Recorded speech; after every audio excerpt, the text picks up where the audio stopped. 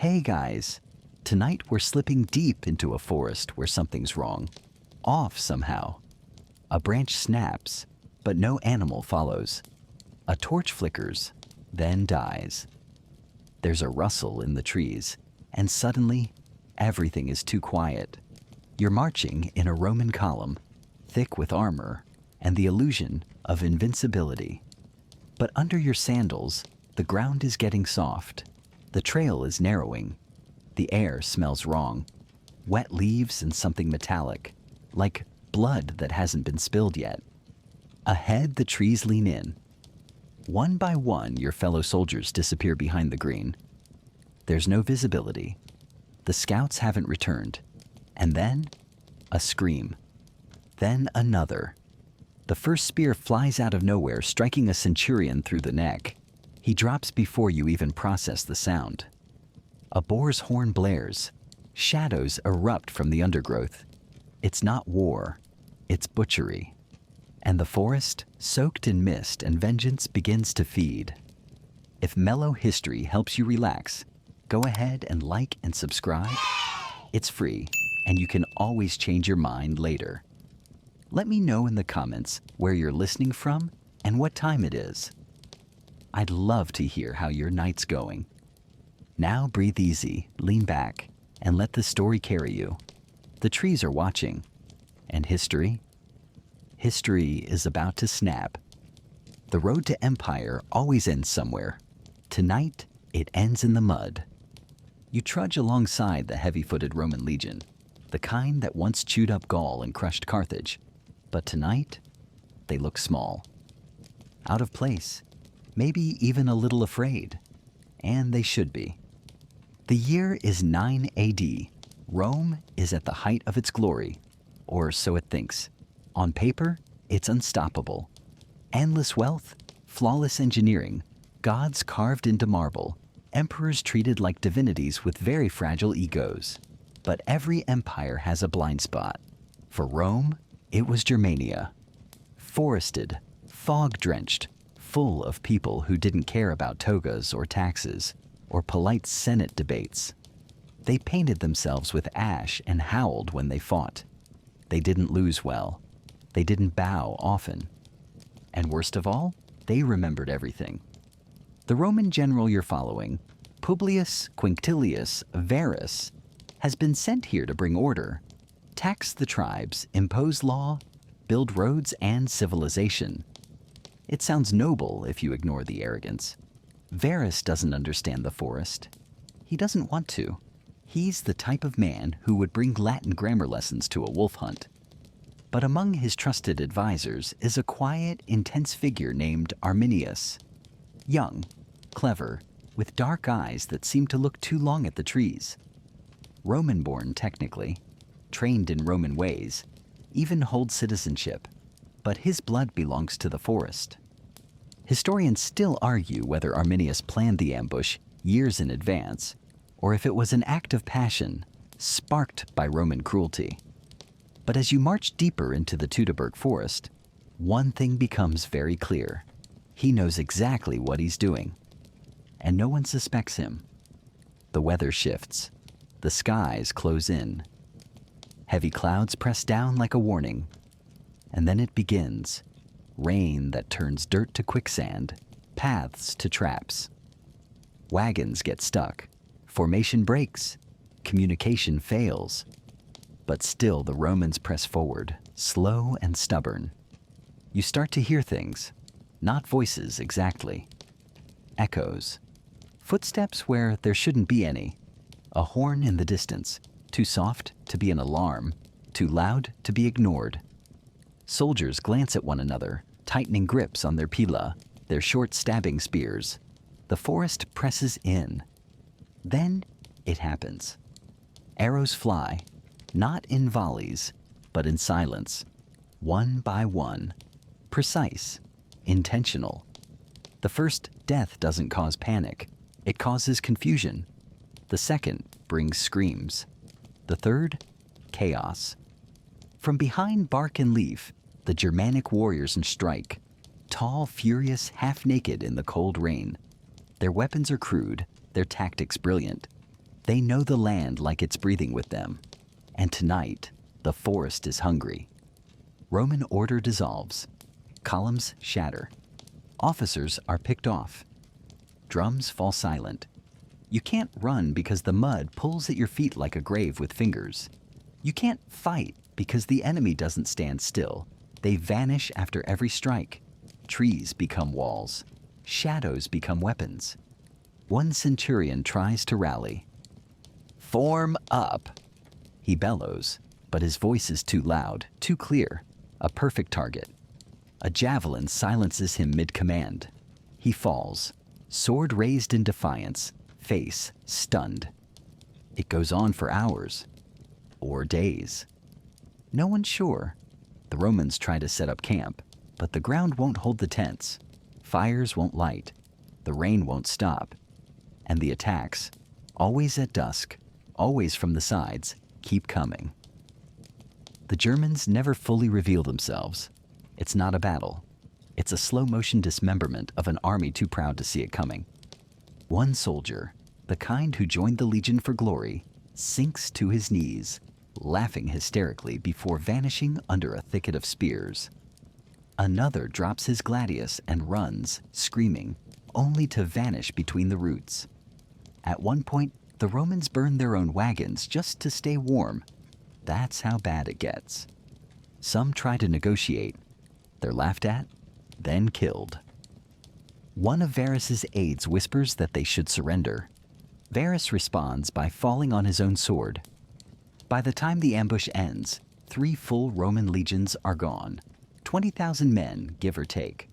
The kind of loss that makes emperors question their gods.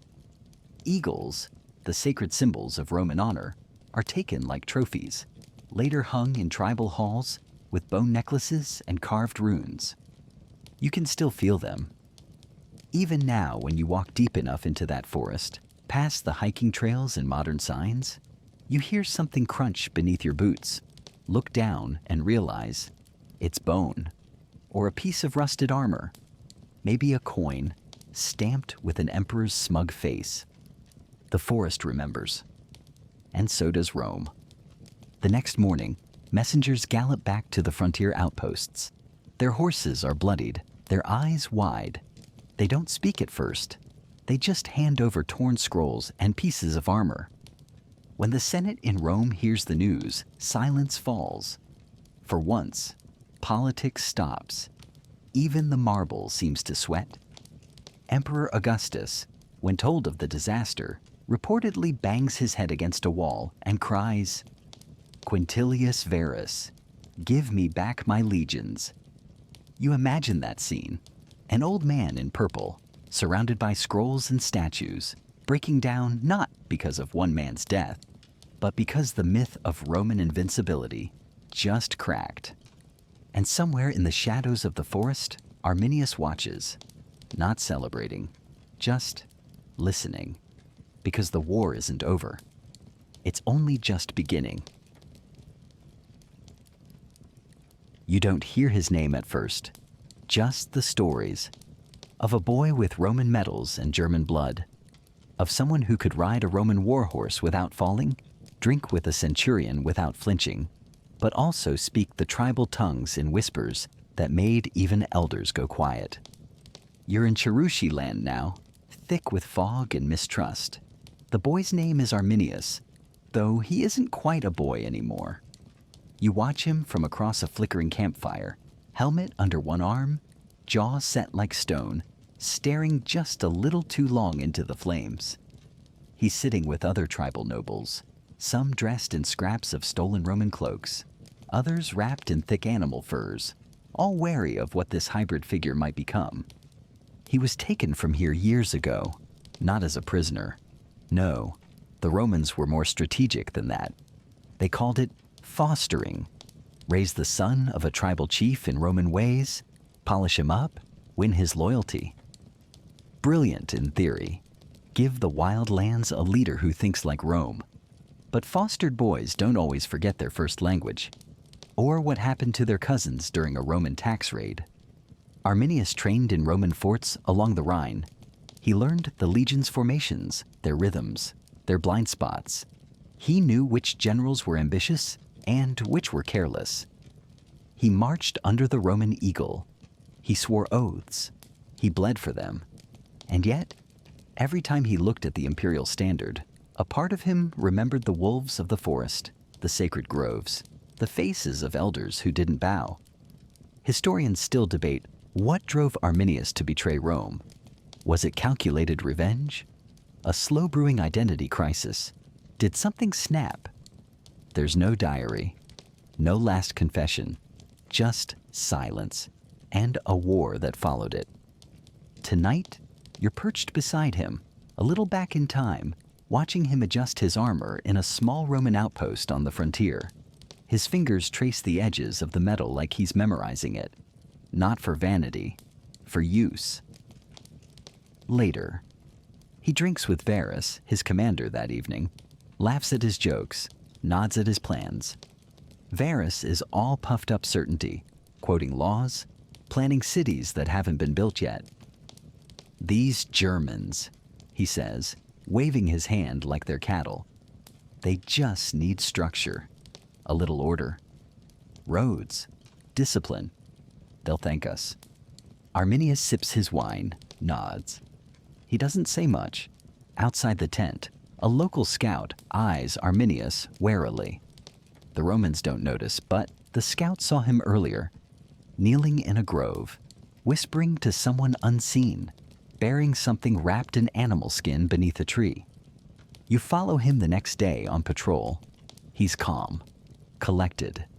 He speaks to the Roman soldiers in clipped Latin, correcting one's grip on a pilum, reminding another to oil his armor before nightfall. He rides at the front, scanning the horizon like he's protecting them. But his eyes always drift back, toward the woods. He meets in secret with tribal envoys. Late at night, near springs the Romans say are cursed. He speaks quickly, softly, sometimes in old dialects no Roman understands, and always he makes them swear secrecy with blood and silence. One night, he carves lines in the dirt. It looks like a Roman map, but the roads are twisted, bent, broken. He shows the tribes where to wait, where the Romans will pass, where the mud is deepest, where the trees are oldest and closest, where surprise becomes a weapon. The boy who listened to eagles, he still does, but now he listens to wolves too, and both speak the same word. Soon, the quirky detail. One tribal tale claims Arminius could mimic Roman trumpet calls so perfectly, he once fooled an entire patrol into retreating. Just a sound in the trees, and 30 soldiers ran for their lives. Probably a myth, but you kind of hope it's true. Back in the Roman camp, Arminius plays the perfect officer. Polished, loyal, efficient. He offers advice to Varus on local tribes, suggesting alliances. He arranges for supply trains to travel on specific paths, routes he's chosen carefully. His handwriting on the orders is neat, precise, almost too perfect. You walk with him as he inspects the troops. He praises their discipline, jokes about how soon this wild land will be tamed. But when his gaze drifts toward the woods, you catch something. A flicker, not of fear, of calculation. The duality grows heavier. He's becoming a mirror, reflecting Rome to itself while hiding Germania behind the glass. And it works. The Romans trust him, more than they should. Varus calls him his bridge to the locals, his eagle in the thicket. Arminius smiles. He likes that one. Eagles, after all, know how to dive. There's one scene you won't forget. A celebration in the Roman camp.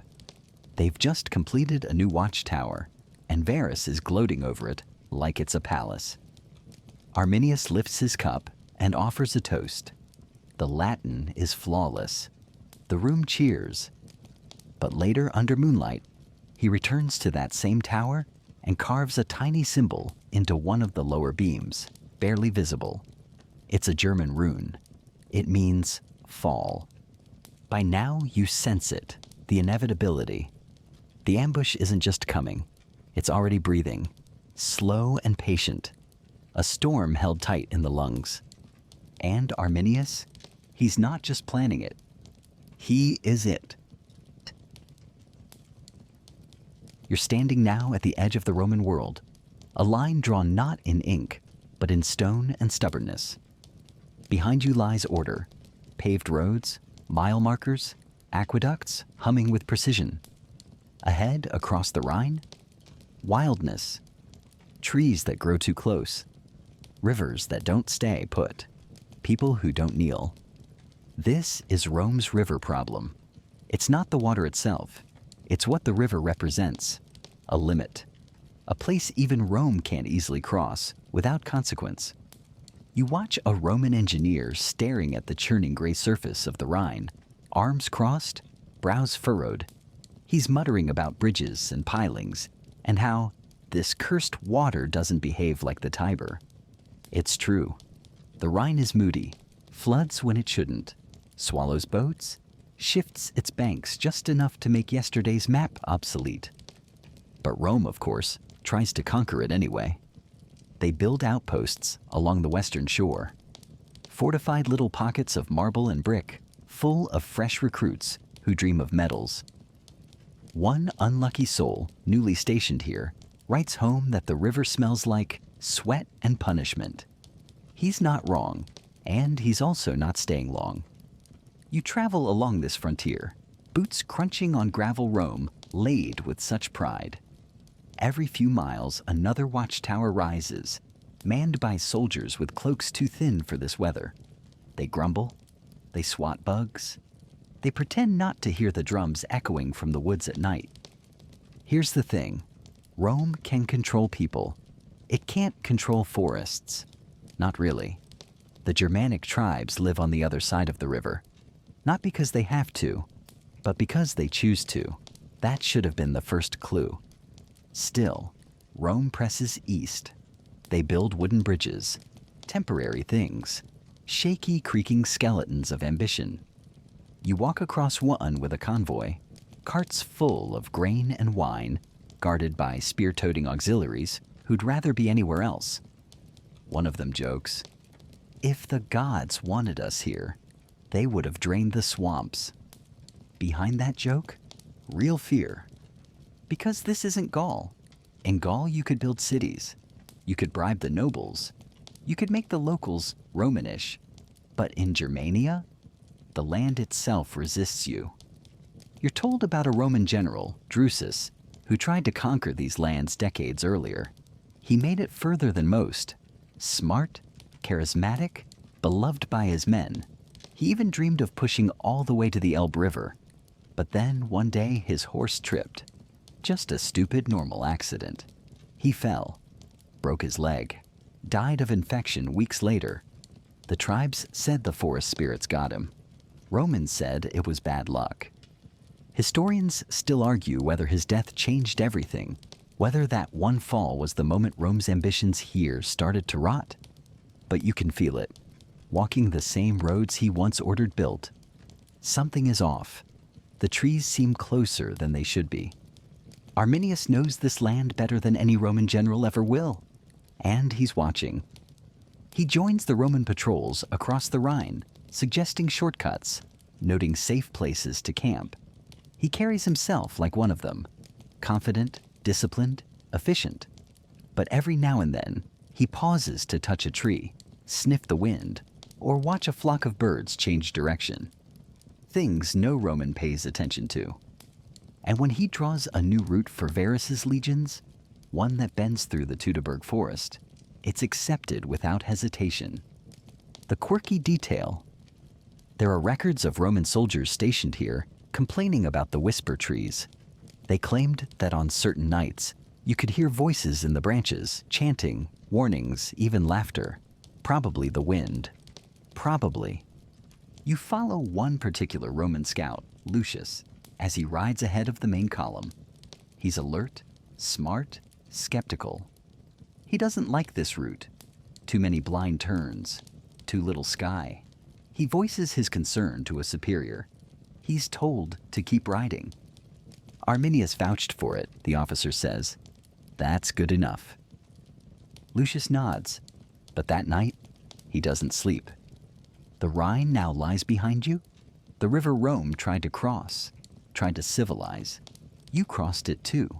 But on this side, the rules are different.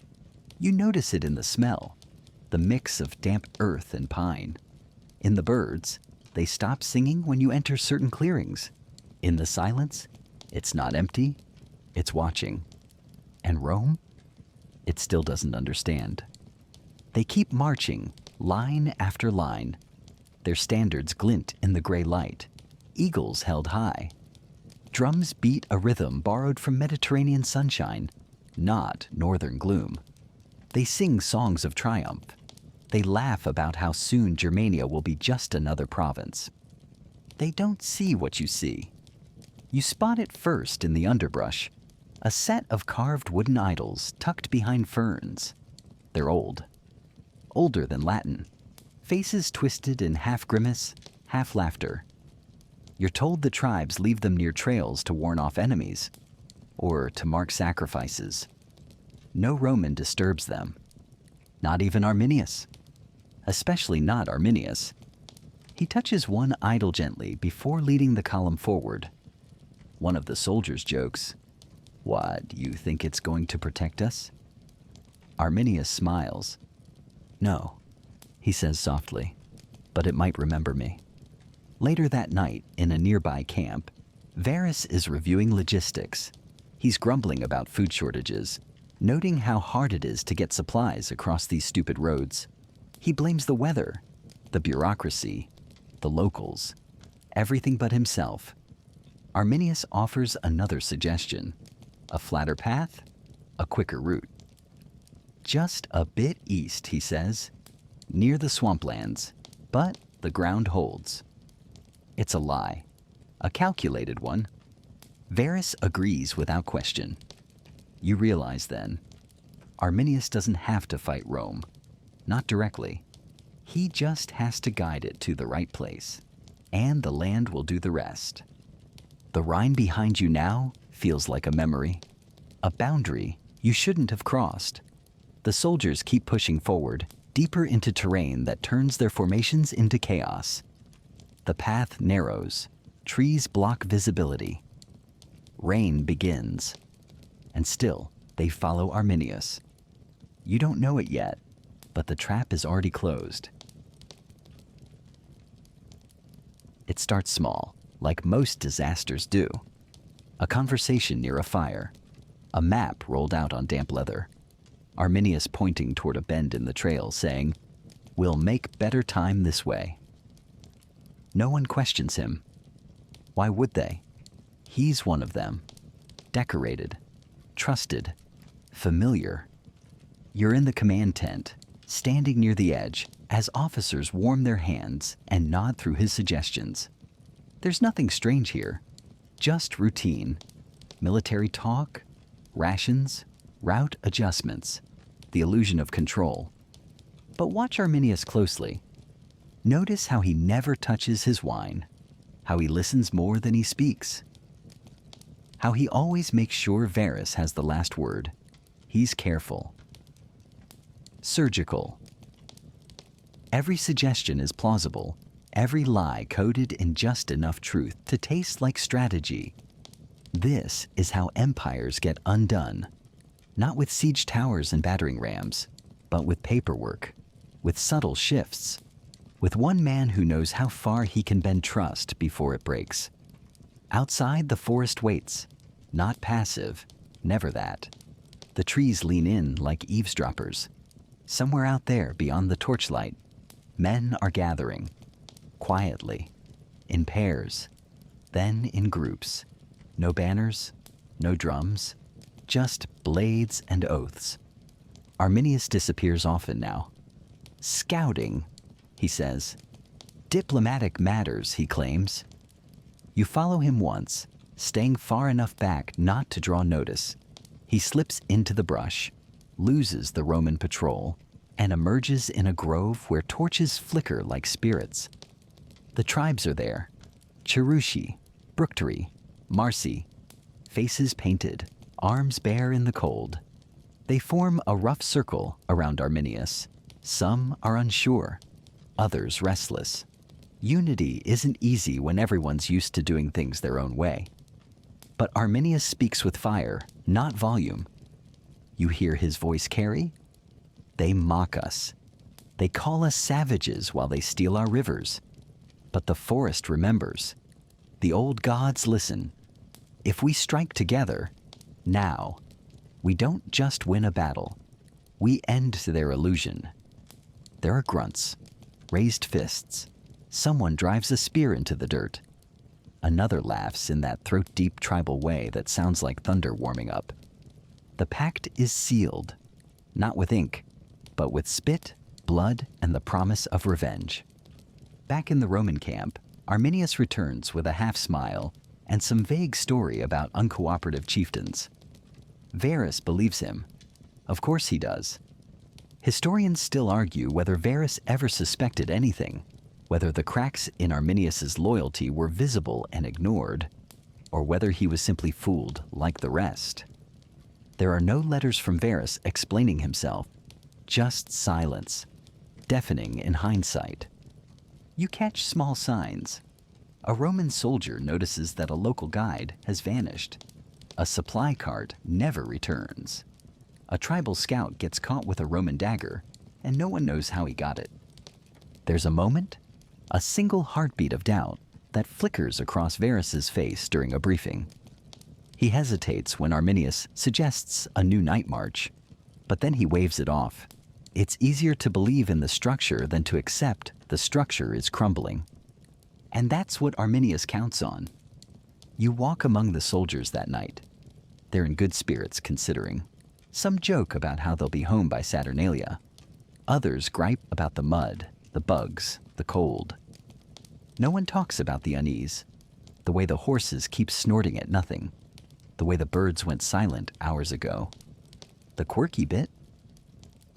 One Roman cook, stationed at the rear, refuses to use forest firewood, says it burns weird, and he doesn't like the smell, claims it makes the soup taste like bones. Everyone laughs. Later, when his cauldron cracks without reason, he says the trees cursed it. Maybe he's not wrong. At this point, the trap is nearly ready. Arminius has to make just a few final moves. He asks to leave the camp for one last diplomatic mission, to calm some unrest among the tribes. Varus allows it. A Roman officer expresses concern. You trust him that much? Varus answers with something dangerously Roman. He has given us no reason not to. You see Arminius ride off into the woods that evening, flanked by two companions who vanish before dawn.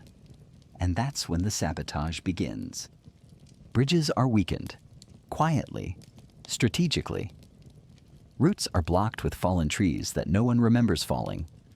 Fires break out near the rear guard. Horses go missing, not stolen. Loosed, spooked. Let free to bolt toward nowhere. The army keeps moving, but slower now. Disorganized, defensive. The path through the forest is too narrow for formation. The wagons bunch up. Shields scrape tree trunks. Every noise becomes a possible warning. You walk with the column as tension rises. A soldier beside you mutters that the shadows are moving. Another swears he saw a face in the brush, but when they search, nothing. They laugh it off nervously, but no one sings tonight. No one tells jokes. Even the cook stays quiet. And then Arminius returns. He's calm, polite, offers a few reassurances about cooperative tribes and favorable terrain ahead. He rides next to Varus like a loyal dog, but when the general turns away, you see it. The smallest flicker of anticipation in Arminius's eyes. Like someone listening for a drumbeat only he can hear. You know now, the betrayal isn't coming. It's already here. And when the first attack begins, still a few days away, it won't be a surprise. It'll be a fulfillment. What? You're walking behind the second column now, where the carts creak and the mood is starting to sour. The rain hasn't stopped in days. Cold water slips down your neck, and the road, if you can even call it that anymore, is more mud than path. It clutches at your sandals like something alive. Soldiers curse under their breath. A few stare too long at the trees. The wind sounds like whispering. Varus is up front, still convinced this is just another difficult march, like dozens before it.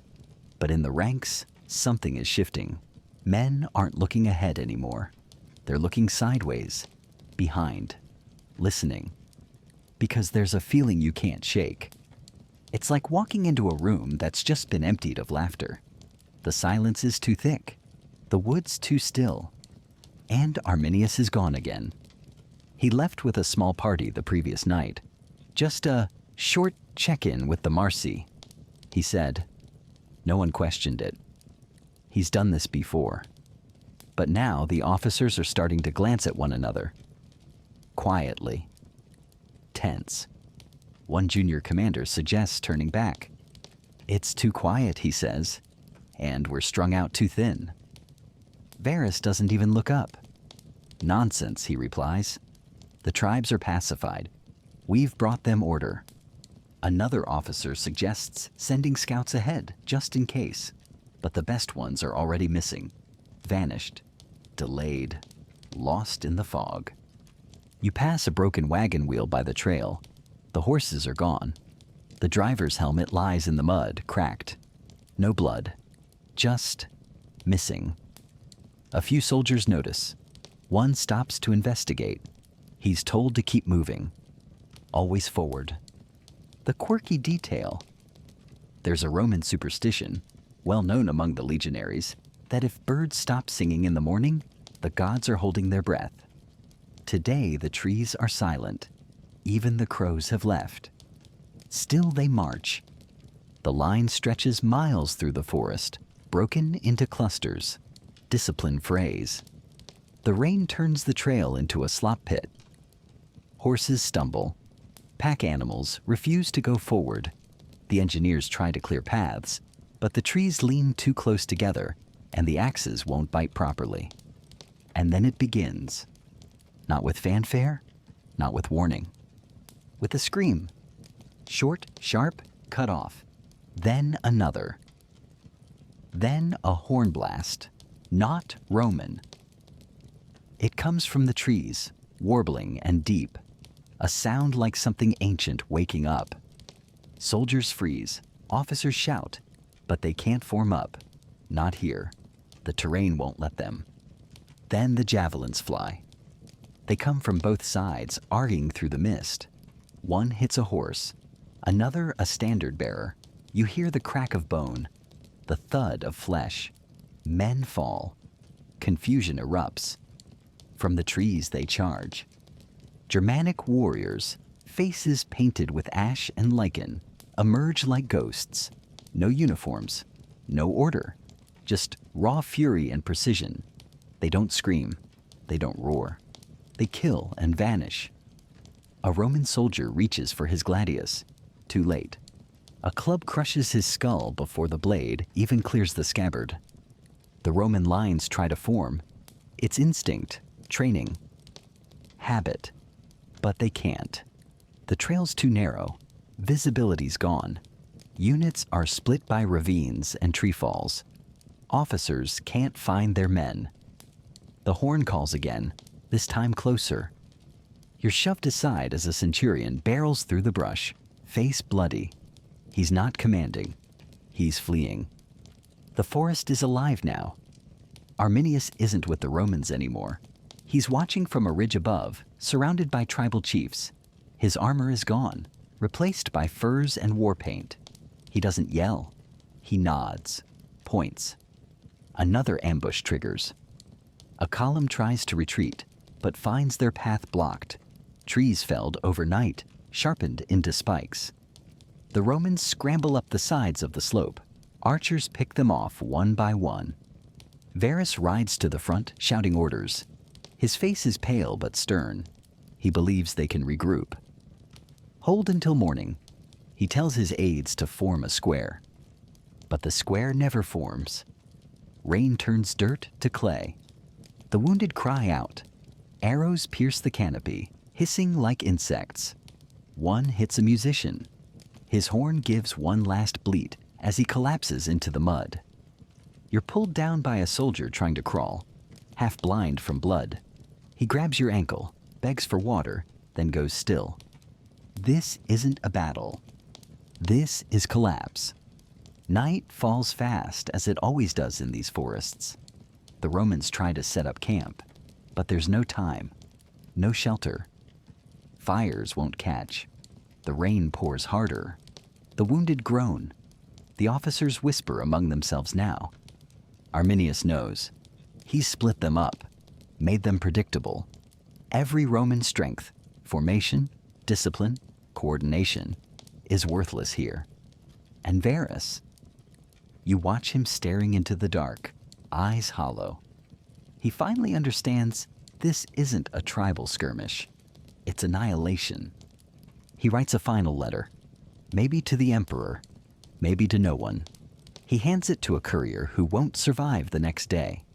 Then he walks alone toward a grove and draws his sword. Historians still debate whether Varus fell in combat or took his own life. Some say he was killed by his own men to avoid capture.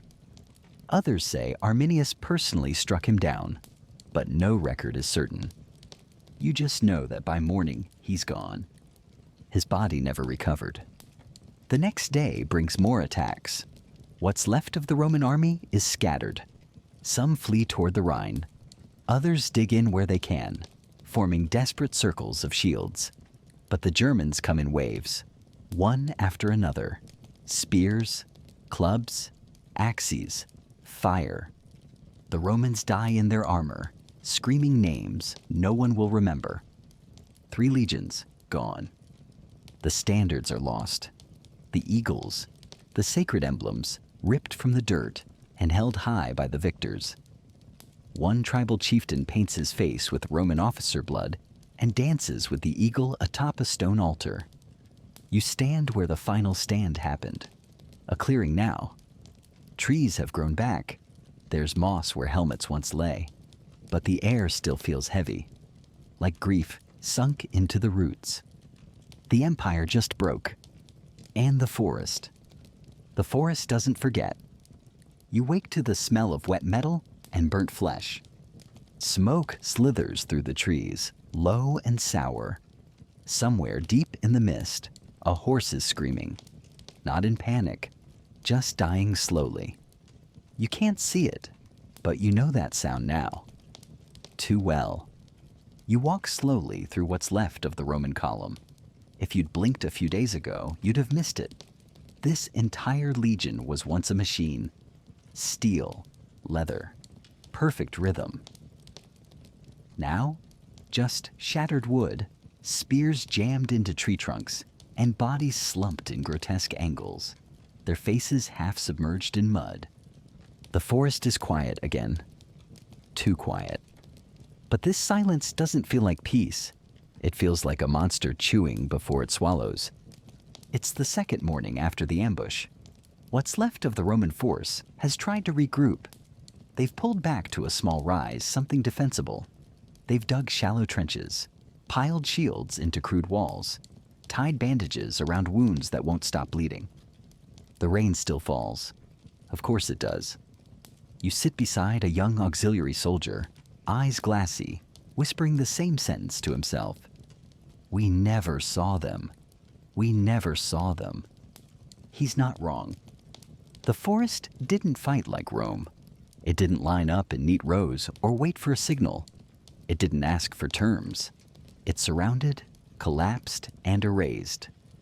But Arminius, he's just getting started. He circles the Roman camp now with eerie precision. Not in force, just scouts, messengers, runners who whisper where the gaps are. He's not attacking yet. He's letting the fear grow, letting the mud soak in, letting the sickness begin to spread. One officer dies of infection by midday, another of dysentery. His own men bury him using a broken door plank as a shovel. Rome trained for open field battle, not this. Not hunger, wetness, and psychological erosion. Not this kind of unrelenting collapse. And still, Arminius waits. He wants the final blow to land not just on bodies, but on Rome's mind. That night you hear music. It drifts in from the trees. Low rhythmic drumming, bone flutes, and something like chanting. The Germanic tribes are celebrating. You can't see them, but you feel them. A ring of sound tightening around the Roman camp. Inside the perimeter, panic simmers. An old centurion grips his dagger and mutters about ghosts. Another young legionary tries to desert and is caught. The punishment would normally be flogging. Tonight, they just let him go. No one wants to hear him scream. The quirky bit? One of the surviving scribes starts carving notes onto a wax tablet using a spoon because his stylus was stolen. His last entry simply reads, "We are being unmade." And he's right. The next day brings thunder, not from the sky, but from the trees. A wall of Germanic warriors descends from the ridge, this time not with stealth, but fury. Horns scream, drums pound. The Romans scramble to form ranks, but the trenches collapse under the weight of the waterlogged earth. Javelins rain from the tree line. One hits a commander in the throat. He doesn't even fall right away. He just kneels, eyes confused as blood pulses from his mouth. Arminius charges at the head of his men now. No disguise, no borrowed armor. His hair is loose, his face marked with white clay, and his sword, a Roman one, gleams with the ugly satisfaction of prophecy fulfilled. He knows every Roman countermeasure, every tactic. He counters them before they're even attempted. Historians still argue whether Arminius was a military genius or simply an opportunist in the right place. Some claim his plans weren't so precise, that the chaos did half the work.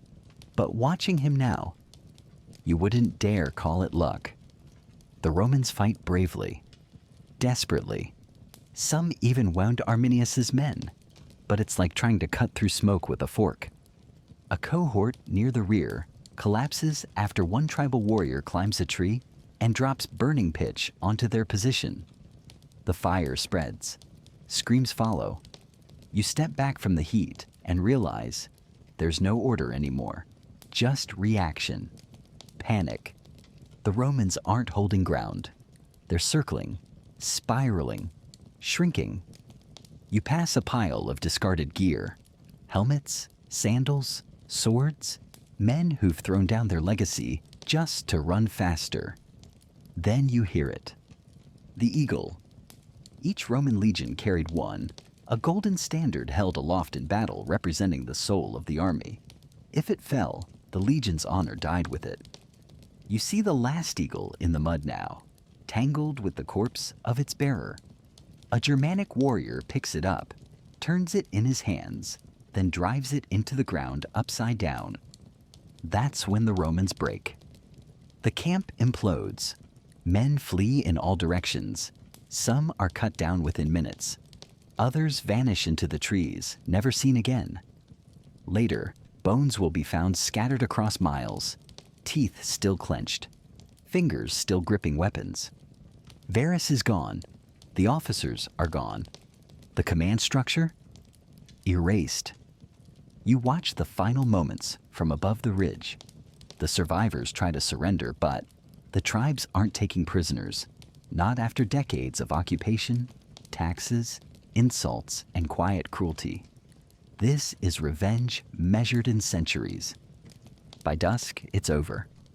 You walk through the aftermath, boots sloshing in what used to be a fortress. 3 legions, 18th, 19th, and 17th, no longer exist. Rome has lost its omens, its symbols, and its pride in one place, one moment. You pass Arminius again. He's kneeling beside a Roman officer's body, staring at it. He doesn't speak, doesn't move, just breathes.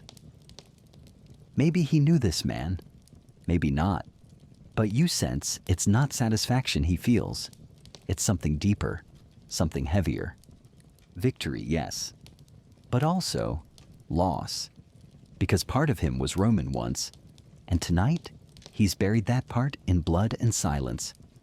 Later, the tribes burn parts of the battlefield, offerings to the gods. The trees flicker with firelight, and shadows dance where phalanxes once marched. And far to the west, across the Rhine, messengers gallop toward Rome with nothing but panic and fragments. The emperor waits, and he will not like what he hears. Wong. Dawn creeps over the trees like it's ashamed to look. The fog hasn't lifted, and the fires are still smoldering. You step carefully through what was once a Roman camp, now nothing but trampled earth, scattered bones, and the stink of finality. Crows gather in the branches above, quiet at first, then bickering over scraps. Even scavengers can't agree on how to process this. You follow the trail of ash and broken spears deeper into the aftermath. The path is lined with the unburied. Some still wear the polished armor they marched in with. Others lie in just tunics, stripped and discarded. One soldier rests against a tree, hands folded like he was sleeping, though the hole in his chest says otherwise. 3 legions are gone. Not beaten, not routed. Gone. You find the last standard, bent, muddy, its eagle head snapped off. The golden wings lie nearby, stomped into the earth, one eye gouged out by a boot heel. This is more than defeat. This is erasure. Farther up the ridge, Arminius stands watching. His face is still painted, but streaked now with rain and sweat. Around him, the tribal leaders are celebrating, laughing, shouting, slapping one another on the back. But Arminius stays quiet. He knows what's coming. Because Rome doesn't forget, and Rome doesn't forgive. Word is already spreading westward. The surviving messengers ride with haunted eyes and blood-soaked satchels. When they finally reach Roman outposts along the Rhine, they don't speak. They just hold out broken crests, bloodied scrolls, and burnt fragments of uniforms.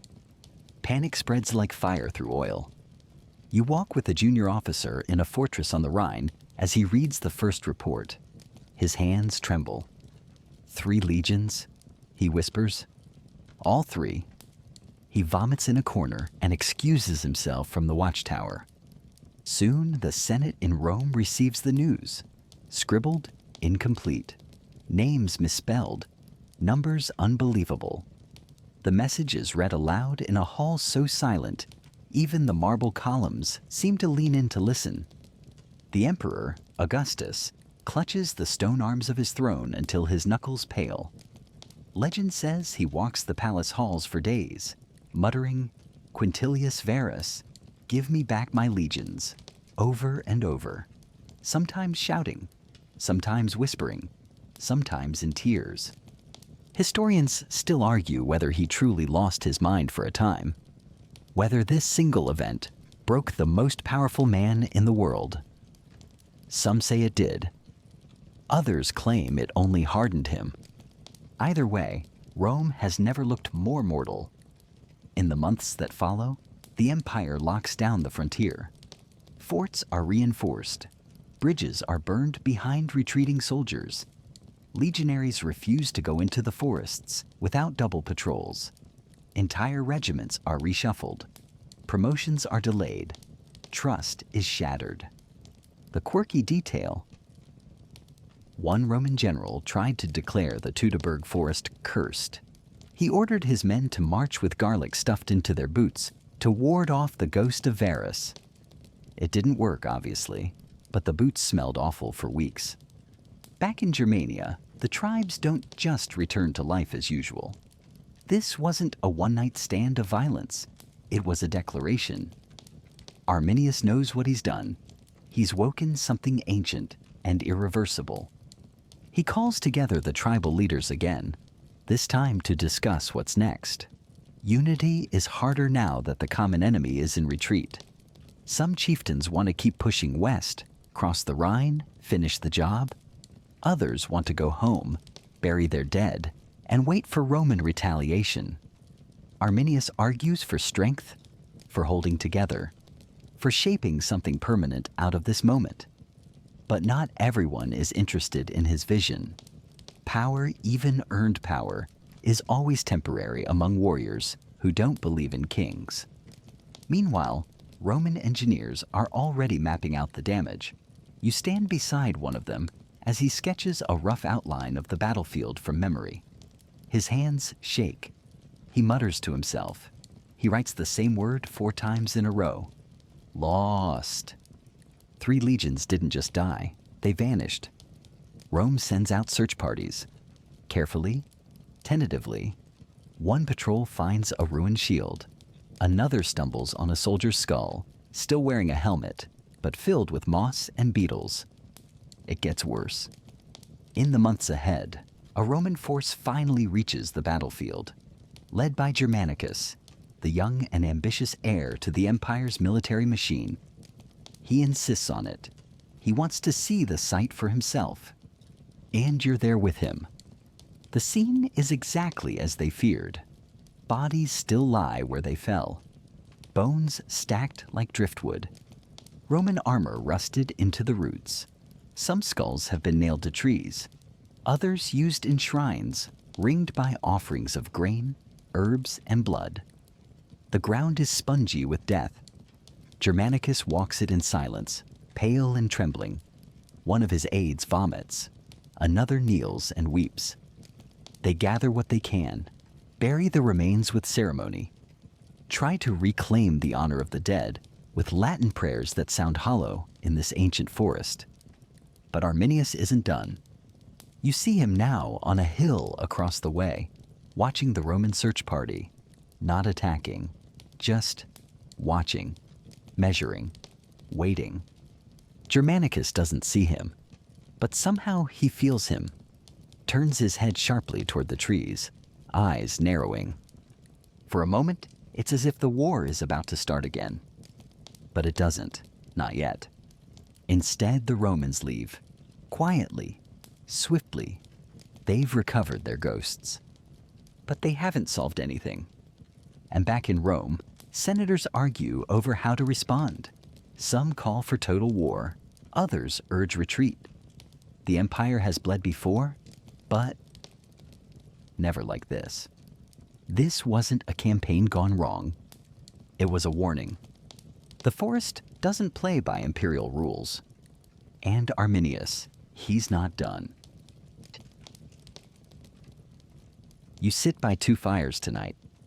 One crackles in the woods where Germanic tribes feast on the spoils of 3 ruined legions, roasting wild boar over open flame, lifting stolen Roman helmets in mock toasts, and telling stories that grow bigger with every mug of mead. The other flickers in a marble villa hundreds of miles away, where a Roman senator stares into the flames and wonders how an empire lost to trees. In both places, the same name is spoken, Arminius, but with very different tones. Here in Germania, his name is a drumbeat, a chant, a rallying cry.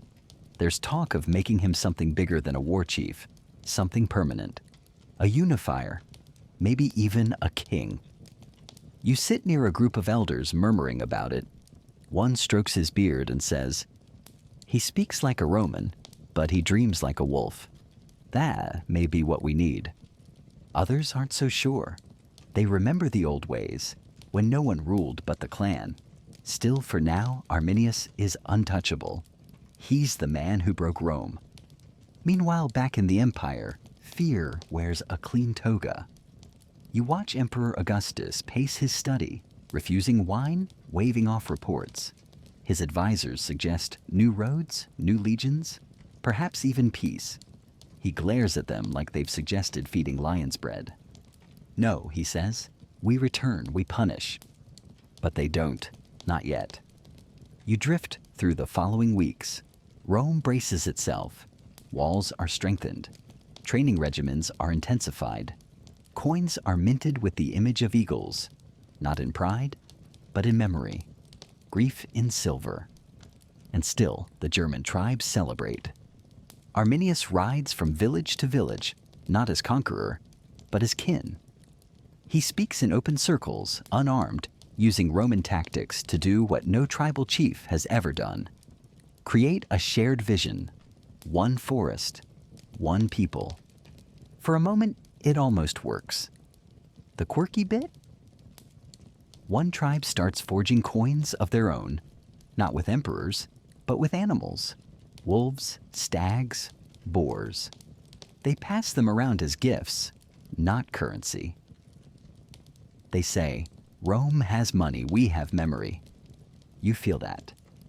But celebration can't last forever. The Roman retaliation begins in whispers. A new general is coming, Germanicus. He's young, charismatic, and critically not dead. You walk with his army as it moves carefully toward the Rhine, rebuilding bridges, refortifying old paths. No one underestimates the forest anymore. Every tree is treated like it might bite. Germanicus is smarter than Varus. He doesn't trust the tribes, doesn't believe in pacification.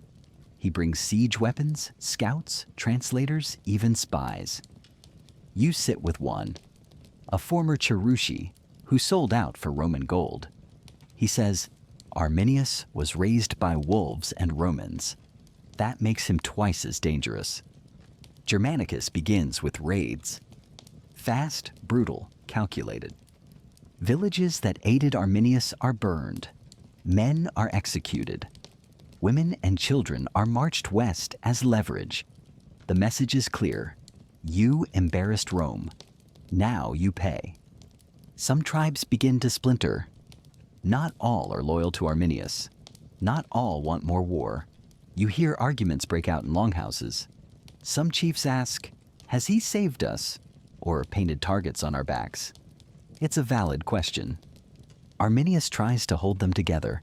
He promises unity, victory, a future without Roman chains. But the momentum is shifting. You ride with Germanicus into battle now, across the Weser River, into dark valleys where the fog tastes like ash. He's not fighting a nation. He's chasing a shadow, but he's good at it. His troops are disciplined, efficient.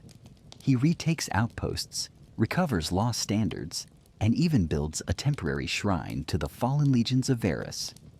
It's both revenge and performance. And it rattles Arminius. He watches from the trees, jaw tight. He's no longer the sost in the woods, now he's being hunted. Historians still argue whether Arminius could have won a second Teutoburg. Whether the first was a miracle, a lightning strike that couldn't be repeated. Some believe he should have gone underground. Others think he waited too long to strike back. What's certain is this: the tide is turning. You feel it in the way the tribal warriors march, with less swagger, in the way their eyes dart at every snapping twig, in the way they start asking questions again. Why is Rome still here? And then Germanicus finds the battlefield, the place of ghosts. You're there when he arrives. His army moves in with reverence. No shouting, no marching songs, just silence. Bones lie untouched, skulls still nailed to trees, rusted swords half swallowed by roots. They bury the dead. It takes days. Roman priests perform rituals. Soldiers weep. Germanicus watches, fists clenched. One soldier whispers, now they can rest. But it's not just grief. It's motivation. Rome doesn't want closure. It wants revenge. You walk with Arminius that night, his face gaunt. He stares toward the Roman campfires flickering across the valley. He knows what's coming. This isn't about tactics anymore. It's about endurance, about whose spirit will crack first. The celebration fires are cold now. The mead has gone flat. But in the distance, the eagle rises again. There's something sacred about silence after slaughter. But Rome doesn't do sacred. Rome does spectacle. You wake to the sound of boots, thousands of them, pressing into soil that still remembers screaming. Germanicus has returned to the site of the massacre, not just to grieve, but to make a point. You watch him oversee the burials of the fallen legions with quiet intensity. Every skull placed gently into the ground. Every spear point removed like a splinter from a wound too old to close. The soldiers don't speak much. They don't joke. This isn't the usual march of empire. It's more like a funeral wrapped in steel. They find bones still wearing sandals, helmets fused to skulls by rust, swords clutched in skeletal fists. One burial site reveals what looks like a mass grave, but arranged neatly, like someone tried to honor the dead in a hurry. A mystery. Who did it? A survivor? A deserter? A merciful enemy? Historians still argue whether Arminius left any Romans alive after Teutoburg. The sources conflict. Some claim total annihilation. Others mention prisoners. One even describes a Roman who lived in a Germanic village for years, married a local, and never spoke Latin again. But what is certain is the eagles are missing. Those sacred standards, symbols of divine Roman authority, have not all been recovered, and Germanicus isn't leaving without them. You walk beside him now as he sharpens his campaign. Raids intensify. Germanic villages are burned. Fields are salted. Captives are dragged back across the Rhine to be paraded, interrogated, and in some cases, crucified. Germanicus isn't just making war. He's making memory. Back in Rome, the Senate is torn. Some celebrate his actions. Finally, someone avenging the shame. Others worry. The Germanic frontier eats money, men, and morale. And Arminius? He's not dead. He's just harder to find now. You shift scenes again, now standing on a wooden platform in a damp, open square. The wind smells of pine and smoke. A crowd of Germanic villagers gathers as a Roman herald reads off names. Captives taken in recent raids, men and women bound in ropes, eyes hollow. And among them, one Roman noblewoman, gaunt but still proud. Hair matted, robes torn. Her name is Thusnelda, daughter of a Germanic chief, wife of Arminius. Yes, Arminius. This isn't just war now, it's personal. You step back in time a few weeks and watch the moment unfold. Arminius learns of Thusnelda's capture from a breathless rider. He doesn't speak. He doesn't scream. He simply stares at the dirt for a long time. Then he leaves the longhouse without a word. The chieftains murmur. Some interpret his silence as weakness. Others see something worse, rage not yet spoken aloud. Because Rome doesn't just kill. Rome humiliates. Thusnelda is paraded through Roman streets months later, a symbol of barbarian defeat. Though she's never begged for mercy, she stands tall in chains. Roman poets write that she stared down the emperor with eyes like winter.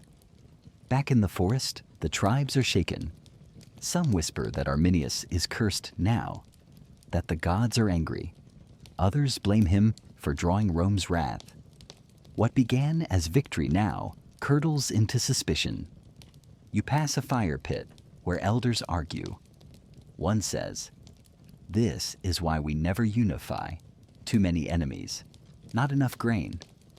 Another replies, "We had peace before Rome came." A third mutters, "Arminius has lost more than he's won." But he hasn't stopped. You find him in a grove, kneeling, hands buried in the earth. He doesn't pray.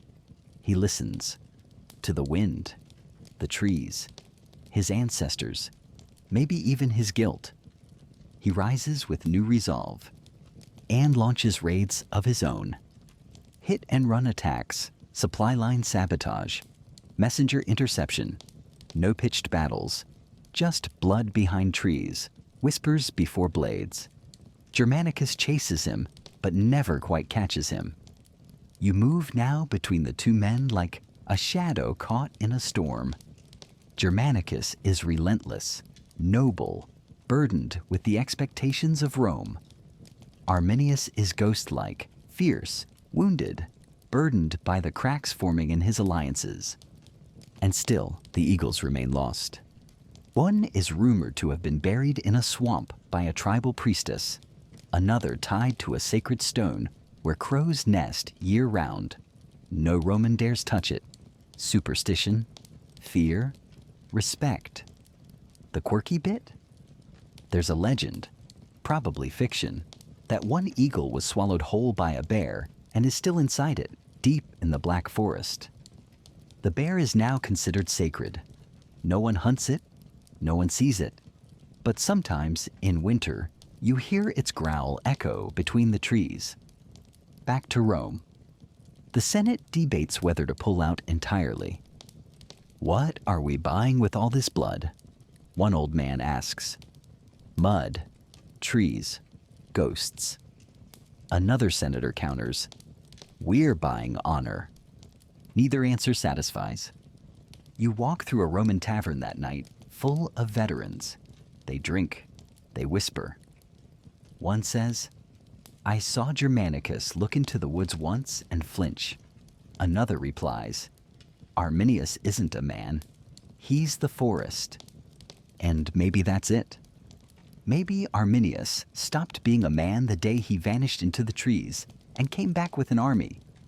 Maybe Rome stopped being an idea and started being a target the day it crossed the Rhine. But either way, this is far from over. Because beneath the mud and memory lie 3 legions worth of ghosts. And they're not done haunting. You feel it first in the shift of the wind. Not cold, not warm, just different. Like the forest is inhaling, holding its breath, watching something change. The trees have seen battle before, but now they brace for something stranger. Rome is coming back not for conquest, but for revenge. Germanicus sharpens his sword under moonlight. He's not smiling, not breathing easy, because this isn't triumph, it's obligation. Arminius humiliated the empire. The Teutoburg ghosts still walk beside him, and every senator back home is watching closely, wondering, can the golden boy erase the stain? You walk before they go, they make sacrifices. Bulls, goats, even a few birds. Classic Roman superstition. They read the entrails. Bad signs. The liver's too pale. The heart is missing a lobe. One priest mutters, the gods are uneasy. Germanicus tells him to keep quiet. The river crossing is tense. You hear every splash, every strained breath as men push through the current, with shields high and eyes scanning the woods. But nothing happens. Not yet. Just mist and birdsong, and the quiet creak of fate winding up its next swing. Across the water, Germania waits.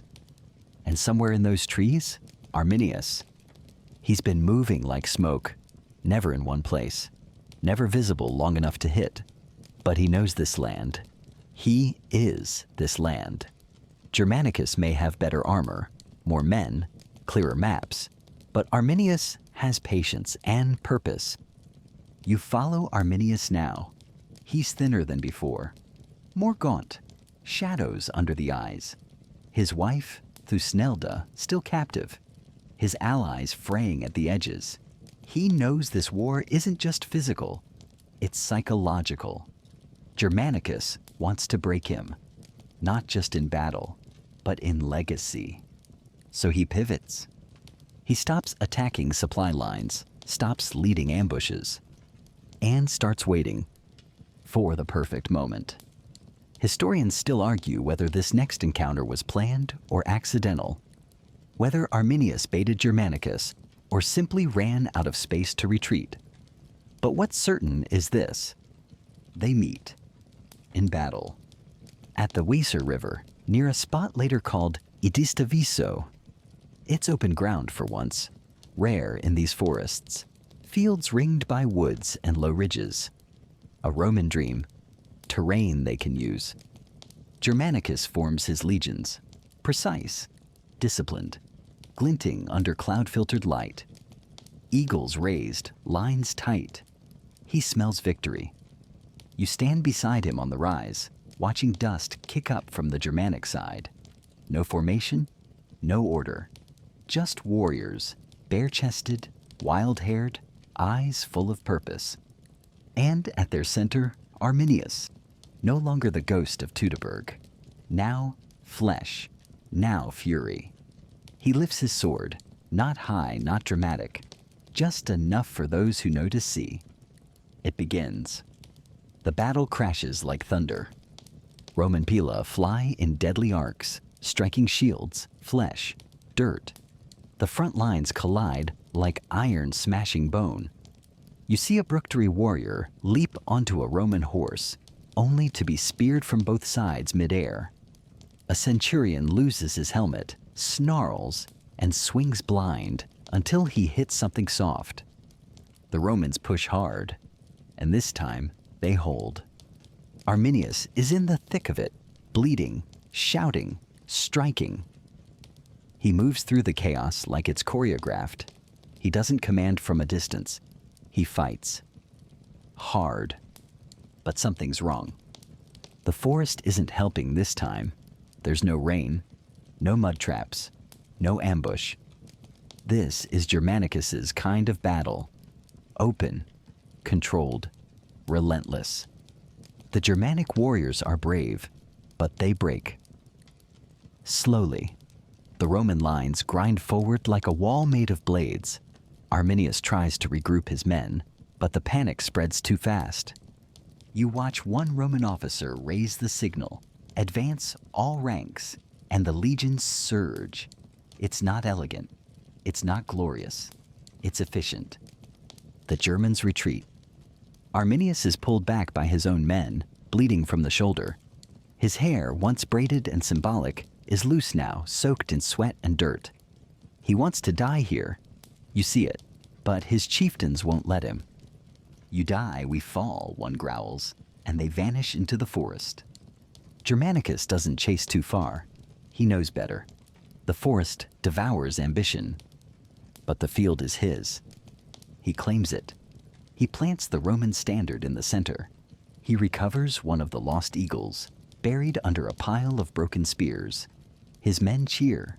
Some cry. One drops to his knees and kisses the earth. But it's not total victory. Arminius lives. And Rome knows it. Back in the Roman camp, there's celebration, but muted. Germanicus is awarded triumphs, praised, but he feels it deep down. This wasn't justice, just balance. The quirky bit? One legionnaire writes a poem about the day. It includes a line, "We won the ground, but not the ghost." It's passed around the ranks, scratched into barracks walls. Even years later, soldiers recite it before battle like a charm. As for Arminius, he retreats. This isn't the end, he tells them. It's just the price of being remembered. Because he knows, battles are won with swords. But legacies? Those are carved with scars. You walk through smoke again, but this time it's Roman. Campfires dot the clearing where the battlefield once howled. Now it simmers. Men laugh softly, tend wounds, dice for coins. Germanicus inspects the perimeter, but his jaws clenched, his shoulders tight. Victory never feels like it does in the stories. There's no music, just the ache in your bones and the names that don't answer roll call. Behind him, scribes scratch away, scrolls full of body counts, recovered standards, weapons, terrain notes. But no one writes down what lingers in the air. The feeling that Arminius isn't gone, that he's out there, watching, somewhere in the tree line, still breathing. And he is. You're with him now, deeper in the forest, sitting beside a stream that hasn't forgotten. His arm is wrapped in rough cloth. Blood seeps through. He doesn't flinch. He listens. To birds, to the wind, to the murmurs of men still loyal. But fewer are speaking now. Some say he's losing it, that he's hearing voices from the trees. Others say he's becoming something more than a leader, part man, part myth. The Germans have always believed in spirits that guard their sacred groves. Some now whisper Arminius is one of them. You follow him to a hidden grove, a ring of old stones no Roman ever found. He kneels there, touches the moss, whispers a name. Thus Nelda, still captive, still a symbol Rome uses like a dagger in the dark. He doesn't weep, but something in his shoulders changes, less burdened, more resolved. He stands and walks toward his warriors. The firelight catches his profile.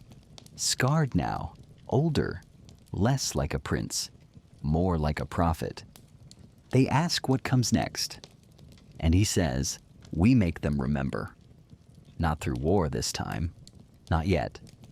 Through fear. He begins a campaign of ghost warfare. Not big battles, those favor Rome.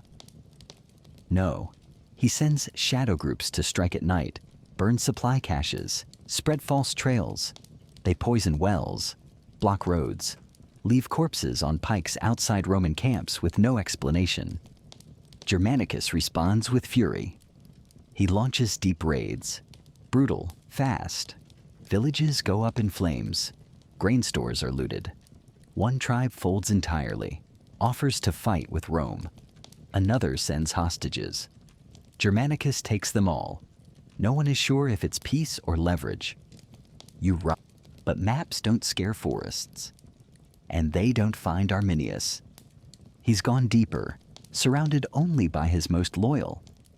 The rest of the tribal alliance has begun to splinter. The illusion of unity was always fragile, and without constant Roman pressure, old rivalries bloom like mold. Some say he's betrayed them, brought Rome's wrath too close. Others say he should declare himself king, force order. But Arminius refuses. He knows what happened the last time someone tried to rule a free people with chains. Even if the chains were made of glory.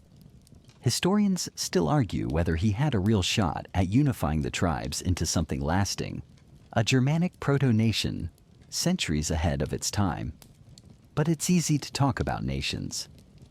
Harder to lead men who don't believe in walls. And then it gets worse. His own brother returns. His name is Flavus. Yes, really. He's Roman now, serves in the army, wears their colors, marches in their parades. And Germanicus sends him as a message, a face Arminius knows, a reminder that loyalty has a price, and Rome always pays better. You're there when Arminius hears the news. He doesn't speak at first, then he just mutters, "Blood can forget." The quirky bit. Some sources say Flavus had a glass eye, lost the real one in a skirmish long ago. When he meets Arminius across the river during a tense parley, the brothers argue so fiercely that Flavus's fake eye falls out into the mud. Arminius reportedly laughed. No one else did. Their meeting ends with silence. There's no agreement, just disappointment. It's the most painful betrayal of all. You follow Arminius back to camp. He walks slower now, talks less. His warriors watch him like they would a dying fire, not quite sure if it will burn out or erupt. And then the sickness starts. Not plague, not poison. Doubt. The war is stretching. Crops are failing. The raids are relentless. Families are starving. Arminius speaks of vision, of legacy. But his people need bread, not destiny. One tribe pulls away, then another. They don't turn on him exactly. They just stop answering calls. He wakes one morning to find an entire village abandoned. Fires out, food gone. Not even dogs left behind. Just silence. And Germanicus? He doesn't press the advantage. He's pulled back. Politics back in Rome are turning. Jealous rivals, exhausted coffers. Some want him to return. Others whisper that victories on the frontier don't matter if they aren't profitable. You stand in the shadow of the empire as it wavers.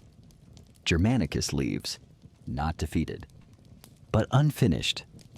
He's granted a triumph in Rome. Parades, applause, a statue. Arminius's wife, Thusnelda, is marched in chains. No one looks her in the eye. She stares straight ahead like a queen made of iron. And Arminius, still in the forest, still listening. But the fires are fewer now. The allies, fading. The shadows, closer. He's not a general anymore. He's becoming a memory. There's a moment, so quiet you almost miss it, when a war becomes something else. Not a campaign, not a cause. Just wait. You find Arminius in a forest clearing again, sitting on a stone older than the language he thinks in. His boots are worn, his beard thicker, more gray than black. The birds still sing for him, but the warriors don't gather like they used to. The circle's smaller now, the fire's lower. He stares at a pendant in his hand, simple, carved bone, once belonging to Thusnelda. She's still in Rome. Still alive, maybe, still displayed like a trophy. Her name never leaves his lips, but you know he thinks of her constantly. His rage isn't volcanic anymore. It's colder, crusted over, like ash long after the fire's gone out. And yet he keeps moving. You walk the quirky bit. One young warrior, barely old enough to grow a beard, approaches Arminius with a carved figure, a little wooden idol shaped like the Roman eagle turned upside down. I wanted to burn it, the boy says, but I didn't. I want to remember what you did. Arminius says nothing, just puts the figure in his cloak. Meanwhile, far from the woods, Rome is shifting.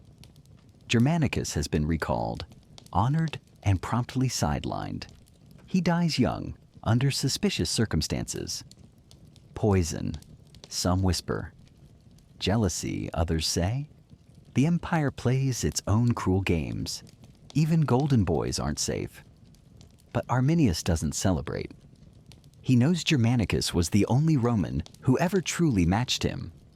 Now, Rome turns inward. The frontier is redrawn. The Rhine becomes the new sacred line. The emperor, Tiberius, orders forts, not invasions. Germania will remain wild, too costly to tame. Better to wall it off and pretend the trees are just trees. But the pain doesn't leave. Rome's wound is deep, not because of the bodies lost, but because of what it meant. The illusion cracked. Arminius made them bleed in a place they thought untouchable. You walk with Roman merchants years later, traveling along the new frontier. One stops near a forest edge and refuses to enter. The ghosts are still in there, he mutters. He lights a candle, offers a coin to the brush, and turns back. No one laughs. And Arminius? His story turns inward too. Without the Romans on his doorstep, the tribal unity dissolves. Factions flare, feuds reignite, old rivalries rise like smoke from forgotten fires. And through it all, Arminius tries to hold it together. He mediates disputes, settles land arguments, marries off nieces and nephews to forge shaky alliances. He's doing politics now, not war. And the people notice. He should lead, someone says. He already does. That whisper becomes a suggestion, then a murmur, then a threat. Because he, not willingly. They follow when there's danger. But peace? Peace makes them restless, suspicious. When Arminius begins pushing for deeper unity, laws, councils, maybe even a capital, some call it wisdom. Others call it betrayal. You watch the chieftains meet in a dim longhouse, the air thick with smoke and suspicion. Some argue for his vision. Others accuse him of forgetting who he is. One slams a goblet down and hisses, "You think because you beat the Romans, you can become them." That line sticks. Historians still debate what Arminius truly wanted: a kingdom, a federation, a legacy beyond fire and blood. Some say he lost his way. Others believe he saw the future, an early glimpse of what would one day become Germany, a nation of tribes bound by more than fear. But ambition has a price, and trust once cracked rarely heals. You walk with Arminius through a small village one spring. Children play with wooden swords, pretending to be Romans and forest warriors. He watches them silently. When one boy yells, "For the eagle," and charges, Arminius flinches. He never hated Rome, not entirely. He hated what it did to the people he loved. The final betrayal comes quietly. At a feast, one of the rare peaceful ones, Arminius stands to make a toast, cup raised when a man behind him plunges a knife into his ribs. Not a Roman, a fellow tribesman, someone he once trusted, someone who thought he wanted too much. The fire crackles, the room freezes. Arminius falls to his knees. He doesn't cry out, doesn't fight. He just looks up, as if seeing something far away. Maybe the Snelda, maybe Varus, maybe the trees. Then he collapses. Dead not as a warlord, not as a Roman, not as a king. Just a man who asked his people to dream bigger. The quirky detail: his killer was never punished. Some say he was exiled. Others claim he simply walked out of the hall and disappeared. No songs were sung, no vengeance was taken. The tribes moved on, like the forest covering tracks in the snow. But Rome never forgot. Centuries later, a statue of Arminius would rise in the Teutoburg forest. Giant, bronze, sword lifted skyward. The man who broke an empire, gazing forever west toward what he defied. But he never saw it, because his own people feared his dream more than they feared Rome. You hear it before you see it. A drumbeat, low and steady, not from war this time, but from memory. Somewhere in the dark belly of the forest, someone is still telling the story, not the version Rome likes, not the one carved into marble, but the quiet one, passed between firelight and breath. The story of a brother, not Arminius, Flavius. You're with him now, long after the war, deep in the empire. He walks like a Roman, talks like a Roman, wears their medals, prays to their gods, quotes their poets, but he can't outrun his name. Not in the barracks, not in the baths, not in the mirror. His face still looks like Arminius's. Same jaw, same eyes, same defiant brow, but softer now. Smoother, ironed out by imperial approval. You stand with him on a balcony in Gaul, overlooking a training yard. Young recruits drill in neat rows, repeating Latin chants. But Flavius isn't watching them. He's staring north, toward the line, toward the trees, toward a brother buried in moss and silence. They only met once after the ambush, that infamous parley. Across a narrow river, each flanked by men who hated the other. It wasn't a reunion. It was a wound reopening. "You shame our blood," Arminius said. Flavius spat back, "You shame your word." It lasted minutes. The echoes have lasted centuries. Historians still debate why Flavius stayed loyal to Rome. Some say he believed in the system. Others say he feared what would happen if he didn't. A few even suggest he truly hated his brother, perhaps for being loved more, or feared more, or remembered more. Whatever the reason, Flavius kept marching under the eagle. And yet, he never returned to Germania. Not even once. You wonder, was it fear or guilt? Back across the Rhine, the Germanic tribes are beginning to fumble forward without Arminius. You walk with a chieftain now, young, ambitious, armed with ideas instead of spears. He speaks of building alliances through trade, not war. of forest markets, stone paths, shared feasts instead of raids. He invokes Arminius's name often, but you feel it. It's thinner now. More myth than man. A symbol, not a strategy. Others resent even the mention. Enough of the ghost. One growls. He's dead. Rome is not. Infighting begins again. Small, then larger. A cattle dispute turns into a village fire. A land claim escalates to a blood feud. Old scores reignite like dry wood catching flame. You visit a burial grove where elders whisper that the gods are restless. They say unity was never natural, that what Arminius forced together is now splintering like rotten bark. Some even claim the forest itself has turned on them.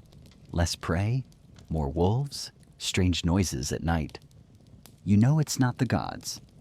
It's disappointment. Without a shared enemy, they return to what they know. Tribe before all. And in Rome, the victory ages well. Germanicus is dead, but his name is clean. Arminius is gone too. Thus Nelda lives quietly in captivity, raising her son in the shadow of an empire that parades him like an artifact, but never truly trusts him. And Flavius? He trains young officers in counterinsurgency. The quirky bit? Some say he kept a carved token in his quarters, just a scrap of birch bark with a child's drawing on it, 2 stick figures holding hands under a tree. No one knew what it meant, or dared ask. You travel now between worlds. Rome, Germania, silence. Time stretches. The generation that fought dies out. A new one rises. Hungry for its own heroes, but something's missing. You feel it in the tone of the songs, less reverent, less certain.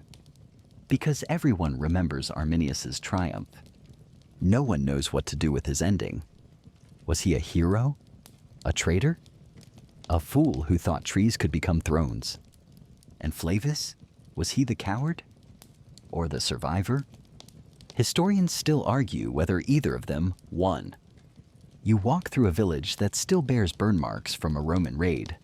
A child kicks a stone carved with a Latin letter, not knowing what it means. Behind her, an old woman mends a cloak with sinew, humming a tune too old for melody. No statues here, no laurels, just the breath of memory. And in that memory, a moment lingers. 2 boys, once hiding in a grove, one dreaming of Rome, the other dreaming of home. You stand at the riverbank where they once met as men. No signs mark it, no tourists visit, just water moving endlessly forward. You sit and listen, not to the empire, not to the legend, to the silence between brothers. The wind feels different now, like it carries more endings than beginnings. You're standing in a clearing, quiet and overgrown. The fire pits are cold. The banners are gone. Even the shouting has stopped. It's not peace, not exactly. Just the space left after something enormous has passed through and kept walking. This is where Arminius once stood. But now the story shifts. Not to swords, to silence. Rome is no longer charging into the forest. The empire's new policy is caution. Fortify the Rhine. Hold the line. Let the wild woods remain wild. Germania, at least this part of it, has become a no-go zone, something between a memory and a warning. But Rome never wastes a symbol. So they make one out of the Snelda. You're with her now, in a walled villa near Ravenna, far from the forests. The servants avoid her eyes. She walks the gardens without speaking. Her son, Germanicus, plays nearby with wooden toys painted red and gold. He's bright, curious, but alone. The Snelda doesn't cry, not where anyone can see. They never let her return to her people. She was too powerful, even in chains. They feared what she represented. Defiance with dignity. A captive who never broke. who never begged. There's a story, unconfirmed, whispered, that one Roman noble approached her at a banquet once and asked if she regretted marrying Arminius. She looked at him, tilted her head, and replied, "I regret nothing, but I remember everything." You believe it? Meanwhile, in the shadow of her captivity, the war has stalled. The tribes fight each other more than they fight Rome. The alliances that once crowned Arminius are broken into bits. Little lords grab at scraps, declaring themselves rulers of mud and trees. One man tries to reforge unity by naming himself High Chief. It lasts 4 months. He's assassinated during a hunt. The killer is never caught. You visit a village where Arminius once met with his war council. Now it's a ghost town. Houses half collapsed, the well dry. A boy sits on the threshold, carving lines into the dirt. When you ask what he's drawing, he says, "The man from the sky." You look down. He's drawn a sword pointing upward. The quirky bit. Some years later, a Roman surveyor stumbles upon that same village while mapping border lines. He finds no people, but he finds, nailed to a tree, a plaque carved in old script. 4 words: "We remember the storm." Not a threat. A prayer. In Rome, memory fades faster. Tiberius rules with paranoia, not pride. He keeps the frontier stable by not moving it. The Senate loses its taste for expansion into the northern woods. Too expensive, too complicated, too full of ghosts. But they don't forget Arminius entirely. He becomes a story told to new recruits, a cautionary tale. Trust no one too clever, especially if he calls you friend. His name is rarely praised, but always remembered. And in Germania, you return to the forest, expecting ruins. You find whispers, shrines to fallen warriors, stones with names scratched in runes, a mother lighting a small fire beside an idol shaped like a wolf. She speaks no Latin, but she remembers Teutoburg like it happened yesterday. Her grandfather fought there. Her father told her the tale, and she tells her children, not with pride, with purpose. Because even in defeat, even in silence, the legacy lives. Historians still debate whether the capture of Thusnelda truly broke Arminius. Some argue he lost his fire. Others claim it gave him clarity, that he shifted from warrior to prophet in those final years. But no one questions that it changed him. You stand in a field where his ashes were likely scattered. There's no monument, just wind through grass. Somewhere nearby, a shepherd plays a bone flute. The tune is sad, but not hopeless. The wind carries it toward the Rhine. Rome hears nothing, but you do. Back in Ravenna, Thusnelda grows old. Her son becomes a gladiator, against her will. They say he was strong, fast, fought with the fury of someone chasing something he couldn't name. He dies young. No records remain of his victories. Only a few scribbled notes in arena ledgers. The German, fierce, proud, refused to bow. He never knew his father, but he carried his blood like a banner. And so, the story splinters. Arminius is gone. Thusnelda fades. The tribes drift apart. And Rome continues, more cautious, less certain. But the forest? The forest remembers. The fire's out now. No horns, no drums, just damp leaves underfoot and the slow, heavy rhythm of a world moving on. You step into a tribal gathering, not a war council, not a coronation, just a longhouse thick with smoke and murmuring voices. There's tension in the air, not from invaders, but from each other. The tribes are speaking again, but not as one. Without the Romans marching across the Rhine, and without Arminius binding them like sinew around bone, the alliances unravel like an old rope. You sit near the back. No one notices you. No one notices much anymore. The leaders argue about cattle raids, grain shortages, stolen horses. One old man tries to bring up the days of unity, invokes Arminius's name, and is met with rolled eyes. We needed him then, someone mutters. Not now. Now. That's the problem. Now is full of debt and famine and blood feuds that didn't disappear just because Rome did. There's no common enemy anymore. Only shared silence, which turns fast into suspicion. You follow one chief back to his village after the meeting. He rides alone, shoulders hunched. When he arrives, the gates are closed, and his own guards hesitate before opening them. He knows it, feels it. Even power doesn't mean trust anymore. And Arminius? His shadow still hangs over everything. He had wanted to hold this together, had tried. After the battles, after the eagles, after the glory.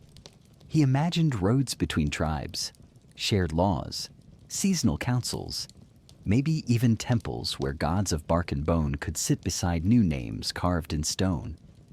But they didn't want that. Not really. They wanted freedom from Rome, but not unity after it. You hear it in the songs now, not battle hymns. Laments. One young woman sings beside a hearth about the warrior who gave them fire and left them cold. Her voice is soft and bitter. The quirky bit? Her refrain ends with the line, "He fought the eagle, but fed the wolves." It catches on. Other tribes start singing it, not in mockery, just recognition. You walk through what's left of the Cherushi stronghold, Arminius's people. The longhouses still stand, but barely. The central fire pit is ash. One hut is boarded shut. Inside, someone has carved lines into the walls. Hundreds of them. Not words, just tally marks. You count them. 3,000. No one explains them. No one needs to. Because the unraveling has begun. One tribe launches a raid on another for timber. Another retaliates by stealing livestock. Soon enough, blood debts spiral. You watch a young warrior avenge his cousin's death by killing the wrong man. It doesn't matter. Revenge is math now, not justice. And then, quietly, inevitably, Rome returns. Not with legions. With traders. Merchants appear on the fringes of the forest, setting up small posts, offering iron tools, salted fish, wool, and wine. Gold coins jingle again in the pouches of chieftains once sworn to resist everything Roman. You sit in one of those posts now, beside a trader who grins as he pours cheap wine into a wooden cup. They always come back, he says, even if they think they don't. Historians still argue whether this phase, the slow re-Romanization of the region, was strategy or coincidence, whether Rome planned to bleed Germania dry with goods instead of spears. But you don't need an answer. You see it. One chieftain trades sacred pelts for amphora of olive oil. Another asks if his sons can train in Roman towns just to learn their ways. A few even wear togas over their tunics, awkwardly, like pretending not to be themselves. But not all of them. There are still holdouts, still families that tell the story of Arminius in reverent tones, bury eagle feathers under tree roots, and forbid Latin in the home. But their numbers are shrinking. You sit beside an old woman with a blind eye who remembers the Teutoburg ambush because her father told her every detail until he died. She repeats it now to her grandchildren, rocking slowly. And when one asks, why didn't they stay together after? She just shrugs. Because wolves don't wear leashes. You leave her village and walk through the woods, deeper and quieter than before. At one point, you find a stone marker, overgrown with moss. No name, just a carving of an axe and an eagle, crossed like an oath. You wonder who placed it. You keep walking. At the border of what used to be Cherushi land, you come across a Roman road, still intact, still smooth, still straight. A caravan passes, 4 mules, 2 carts, and a merchant in a fine blue cloak. He tips his hat to you. The empire, it seems, always finds a way back. Not by force. By convenience. By offering warmth to cold fingers and bread to tired mouths. And the tribes, leaderless, scattered, exhausted, accept it. Not because they forget, but because memory doesn't fill your stomach. And Arminius. He's become both legend and warning. Mentioned in half-remembered oaths, named in drinking songs, but no longer followed. The forest that once roared with resistance now hums with something quieter. Like regret. It ends where all these stories do. Not with a crown. With a knife. You're not there when it happens. No one is. That's part of the myth.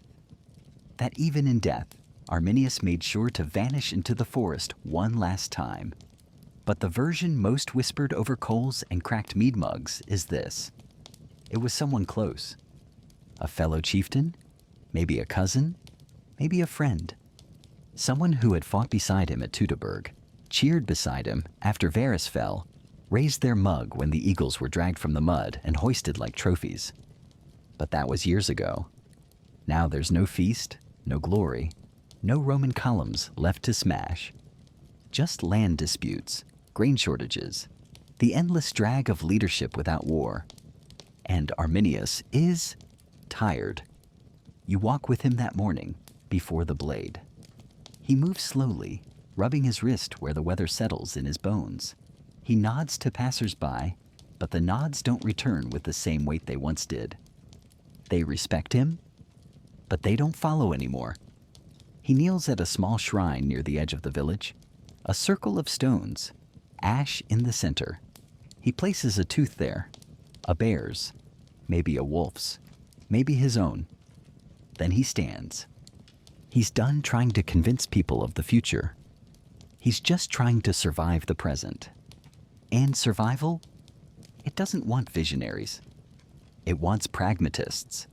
So that night, quietly, surgically, the blade slides between his ribs. Some say he fought back. Others say he closed his eyes. Some say he knew it was coming and let it happen. Because what he built was already falling. You stand over his body the next morning, and no one says a word. Not at first. Eventually, someone mutters, "He brought us together once."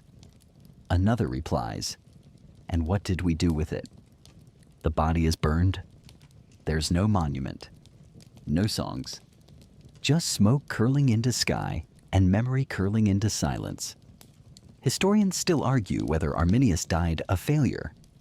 They measure success by land conquered, cities founded, dynasties established. But Arminius never wanted to build an empire. He wanted to stop one. And he did. No Roman emperor would ever again hold Germania beyond the Rhine. They'd try. They'd bleed. But they'd never own it.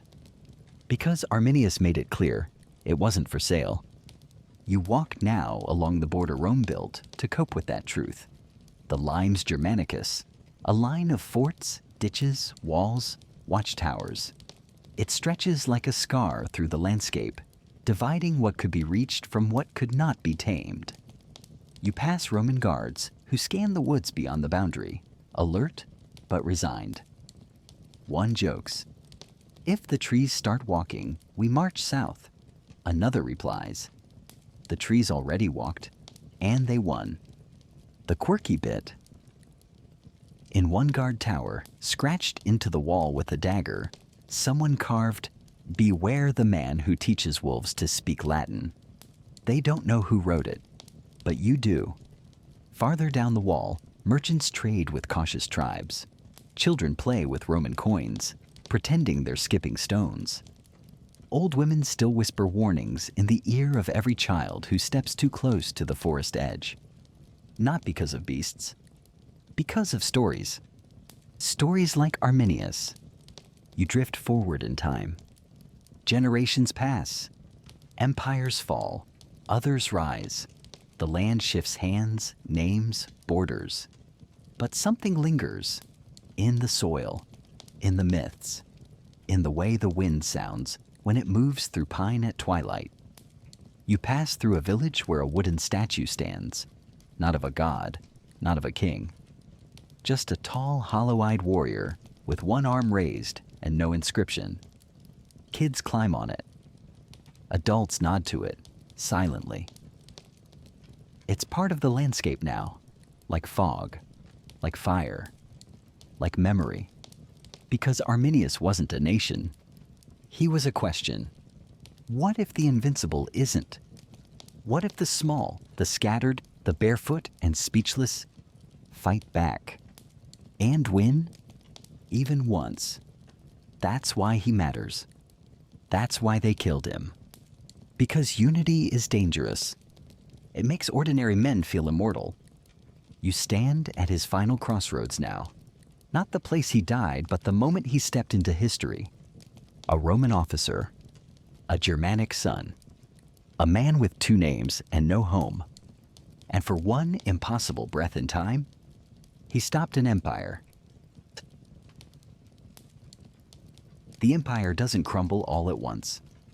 You might expect some final moment, an explosion, a collapse, a cry heard from Rome to the Rhine. But that's not how it happens. Not here. Here it's quieter. It starts with whispers. Not from tribes, not from rebels, from Rome itself. You walk along the frontier now, tracing the path where legions once marched in gleaming precision. Today, the outposts are still there? Mostly. A few stones missing, a roof caved in, a guard post now manned by 2 men instead of 12, but the structure remains. On the surface, everything looks intact. But underneath, rot. One garrison is late on pay. Another lacks proper winter gear. A merchant caravan disappears, probably bandits, maybe deserters. No one investigates. Because everyone's tired. Germanicus is dead. Arminius is ash. The heroes are gone. And what remains is policy. Maintenance.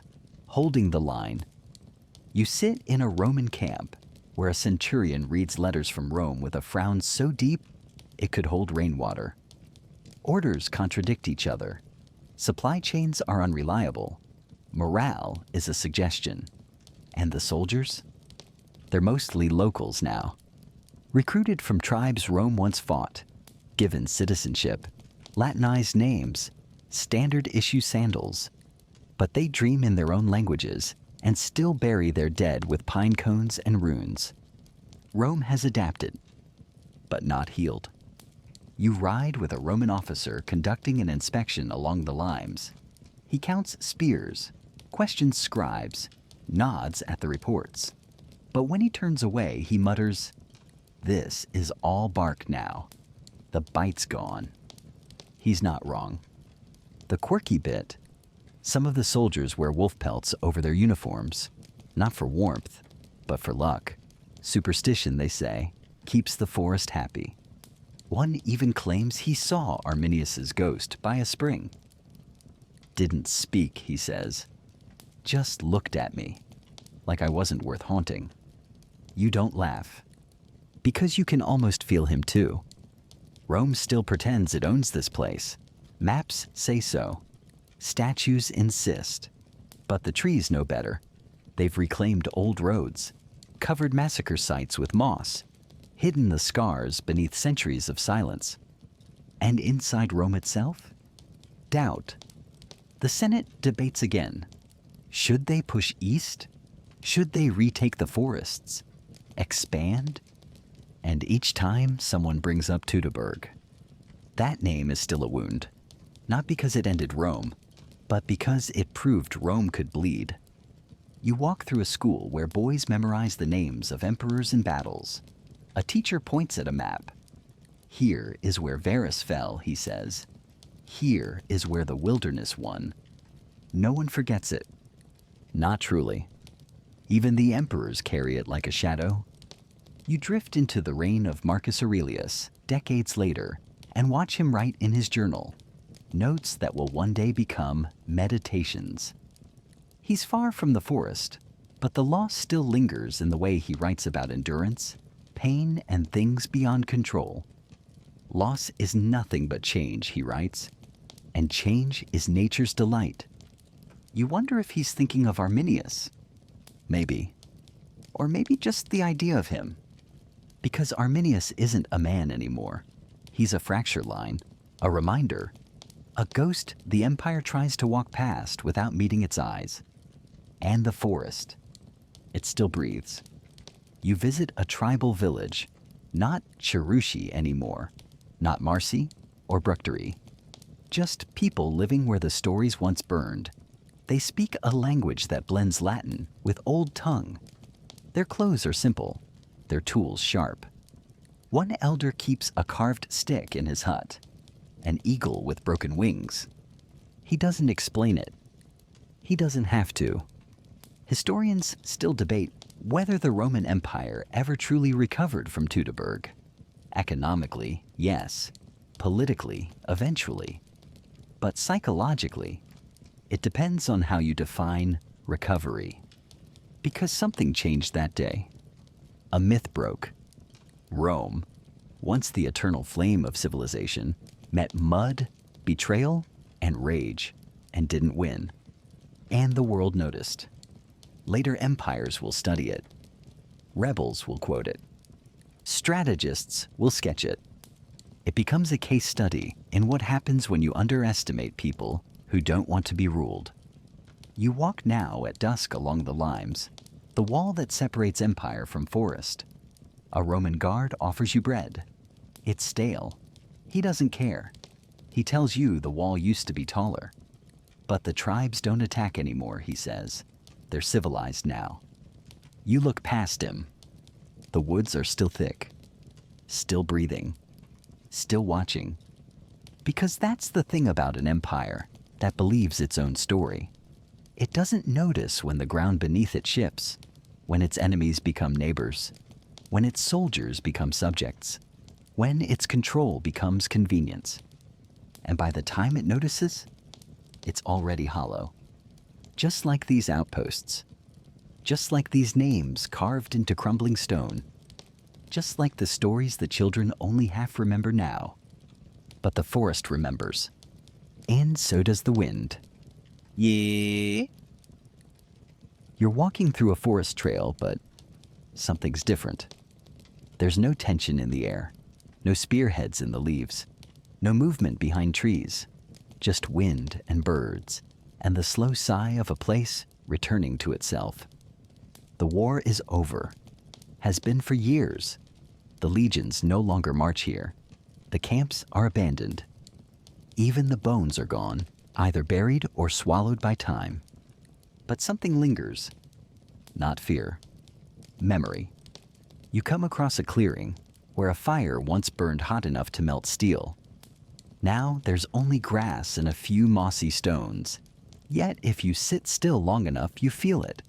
Like the trees lean in slightly, as if waiting for the story to continue. But the story already ended. And what's left is what grows from it. This is where we begin to see what Arminius left behind. Not swords, not thrones, but seeds. Seeds that would root into something far larger than he ever lived to see. You travel from tribe to tribe, decades after the ambush, after Arminius's death, after Rome pulled back and built its walls. And you find something curious? The story hasn't faded. It's just changed shape. One elder tells it as a myth. Arminius as half man, half wolf, born under an eclipse marked by fire. Another calls him a prophet, the voice of the trees. A third insists he never died at all, but waits inside a cave with his warriors, sleeping until the forest needs him again.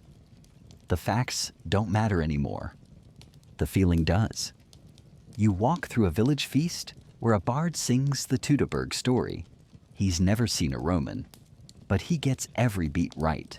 The betrayal, the ambush, The blood, the broken eagles. Children gasp, old warriors nod, and afterward, no one claps. They just sit quietly, as if remembering something they never lived. The quirky bit? In one settlement, a family has passed down a wooden carving of Arminius for 5 generations. It's crude, worn smooth by handling. The nose is chipped, the legs uneven, but they still place it at the table during winter feasts. Not to worship, just to remember. Meanwhile, across the Rhine, Rome pretends to forget. But it doesn't. Not really. You walk through a Roman library where a young scholar translates battlefield reports from Germania. He frowns. They say it wasn't possible. He mutters that we had full control. But then, this. He gestures to a scroll covered in casualty numbers and location codes. 3 legions gone. He looks up and says, "And they still never got him, did they?" You shake your head. No, they didn't. Because Arminius was never about being caught. He was about reminding Rome that even the tallest columns have cracks. Even the most polished marble can bleed. But his legacy didn't stay Roman. It spread. You follow a trail of influence, through stories, customs, even laws. Some of the tribes begin to settle their disputes with councils instead of raids. Some adapt Roman-style oaths, but sworn to forests, not gods. One tribe starts using Arminius's name as a title, not for rulers, for peacemakers, because he did something no one else had. He united them, even if only for a time. Historians still argue whether those early tribal federations were truly inspired by Arminius, but the timeline fits. And when you listen to the way they speak about him, not like a king, but like a spine, you understand. He didn't build a nation. He left behind the idea that one could exist. You step into a hall built long after his death. Timbers dark with age, roof high, walls decorated with shields. A speaker rises and talks of the old days. When the trees bled and the sky cracked, one voice called us to stand together, and we did. And that voice still echoes. The forest, once a place of blood and ambush, becomes sacred, not just feared, respected. No one cuts certain groves. Children are taught to walk the oldest trails in silence. A new kind of ritual is born. Not worship, not prayer, just acknowledgement. That something happened here. Something that shaped them. And far away in Rome, that shaping is felt too. The border stays fixed. Emperors come and go. Some talk of retaking Germania. None try seriously. One commander plans a campaign, gets cold feet, and blames the weather. He wasn't afraid of the weather. He was afraid of what lives and stories. Because what Arminius did wasn't just win a battle. He created a moment that survived its own blood. And in doing so, he gave birth to something Rome could never fully name. A people who refused to be erased. You walk one last trail.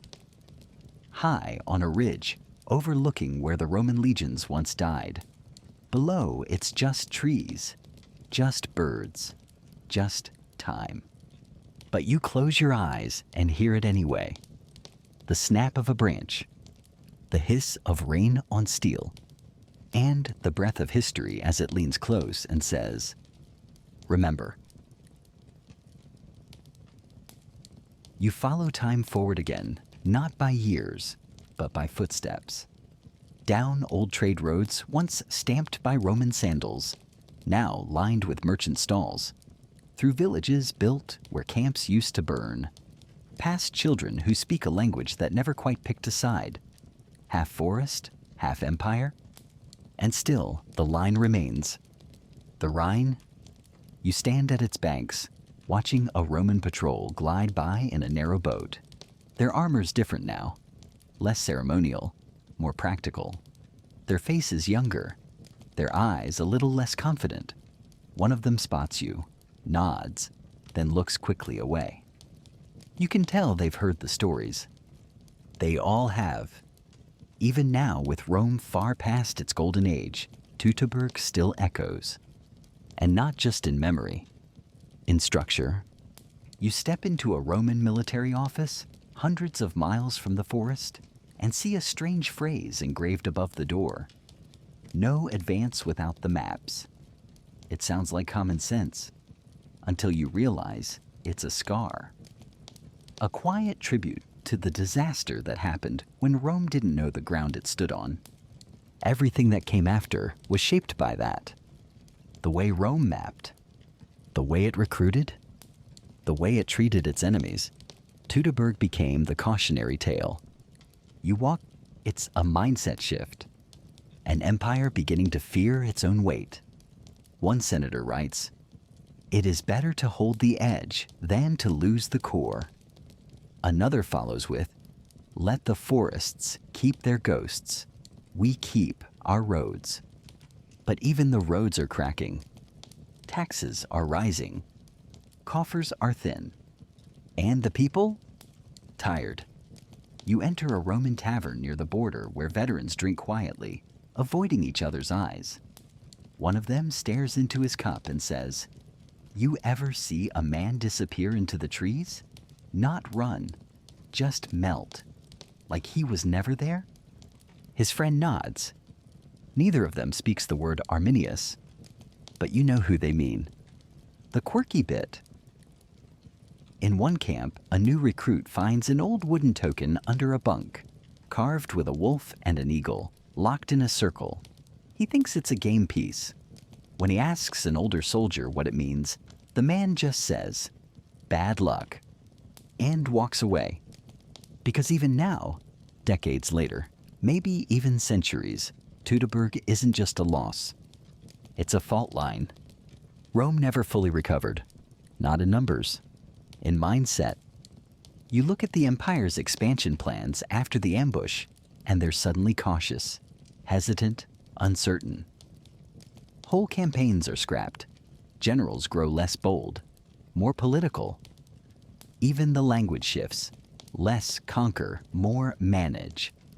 And the people living just beyond the border? They notice. They grow bolder. A raid here, a burned outpost there. Minor at first, contained, but it grows. Because the memory of Arminius lives in more than song. It lives in proof. Proof that if you strike hard enough, even the eagle stumbles. You walk through a tribal village now, fortified like a Roman town. Gates, patrol paths, even stone walls. But inside, Germanic laws, Germanic gods, Germanic pride. They've learned from Rome without becoming it. Arminius would have smiled at that. You find nothing more, nothing less. Historians still debate whether the empire's long decline began with Teutoburg. Most say no, blaming economics, politics, plagues. But if you look closely, the cracks start there. Because before that forest, Rome believed in inevitability. After, they believed in limits. And limits, once learned, are never forgotten. You drift forward in time, into the slow unraveling. Emperors come and go. Walls rise, fall, rise again. The Western Empire thins, contracts, breaks. By the time it crumbles entirely, the names have changed, but the lesson remains. The wild doesn't forget. And the men who live in the trees? They wait. One day they'll ride again, not as tribes, but as kingdoms. They'll storm the empire's ruins, not as rebels, but as heirs. And in the dust of shattered marble, some will whisper that it all began. In the trees, in the rain, in the mud where Rome learned it was mortal. You're standing on a hill now, high above a land that's changed names too many times to count. Below you, fields that were once battlefields, now thick with crops.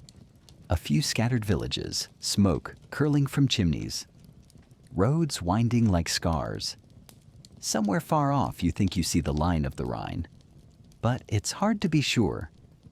Time has blurred the edges. The empire is gone. Not suddenly, not violently, just eroded. Like a mountain worn down by wind, pebble by pebble. You walk through what used to be a Roman city. The walls are cracked, ivy strewn. Some buildings stand, repurposed by newer hands. There's a market where the Senate once debated. Goats wander past a toppled statue of an emperor whose name no one remembers. But there's something else here. In the corner of the forum, near an old well, someone has carved a symbol into the stone.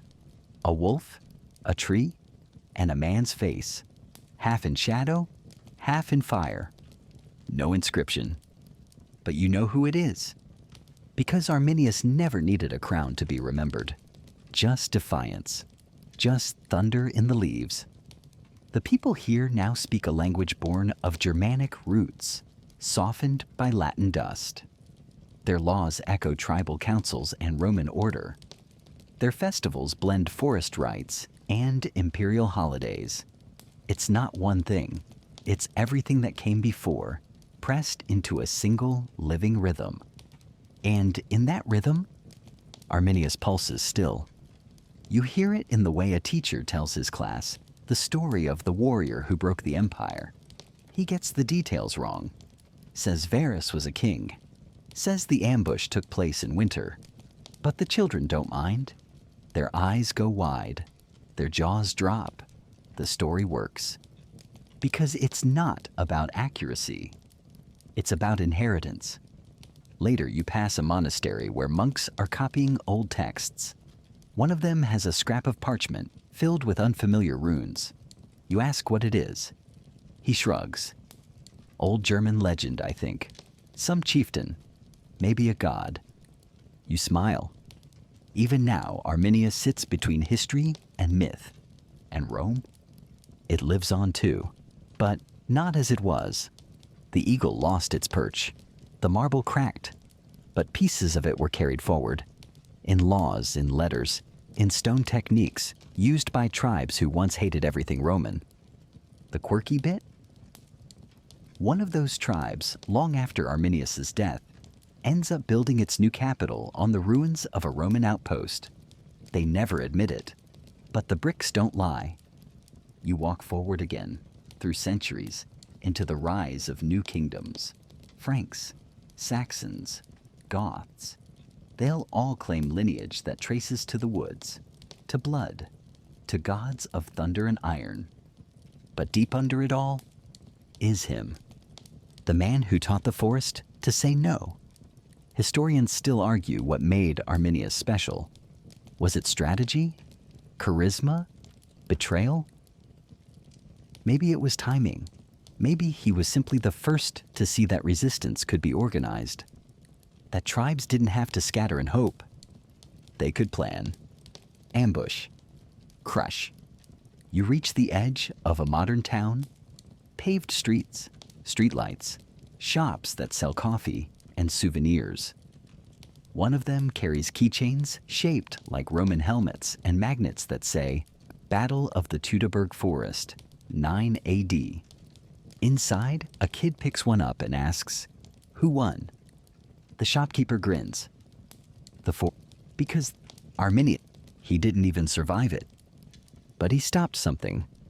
And in doing so, he started something else. Something messier, slower, but more lasting. A belief that underdogs can win. That memory has teeth. You sit on a bench as dusk falls. The trees rustle behind you, not with danger, but with stories. The wind carries one last image, not of Rome burning, not of legions dying, but of Arminius, standing alone, looking at the sky, not angry, not triumphant, just awake. And in that moment, so are you. Now the fire fades. You've wandered far tonight. through smoke and storm, through battle and betrayal, through the ruins of an empire and the whisper of a forest that refused to kneel. You've stood beside legends, heard their breath, felt their doubt, and now it's quiet. Let it be quiet. Let the weight of the journey fall away piece by piece. The shields, the sandals, the songs, gone now. Just you and the trees and the hush of history settling back into its roots.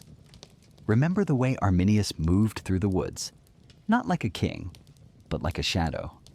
Not trying to rule everything, just trying to carve out a space where his people could breathe without someone else's hand on their throat. He wasn't perfect. None of them were. But in the end, what he gave was this: a pause. A crack in the rhythm of empire. A moment when the world blinked and saw that even the most powerful machine ever built could trip over its own arrogance. Now breathe. Let the torches burn low. Let the moss cover the stones again. Let the forest at last return to peace. You're safe here. Nothing is marching. Nothing is burning. There are no horns in the dark. Just the hush of leaves and the breath of time. You did well to make it this far. Rest now. Tomorrow, history will still be here. But tonight, you sleep like the forest. Calm, ancient, and free.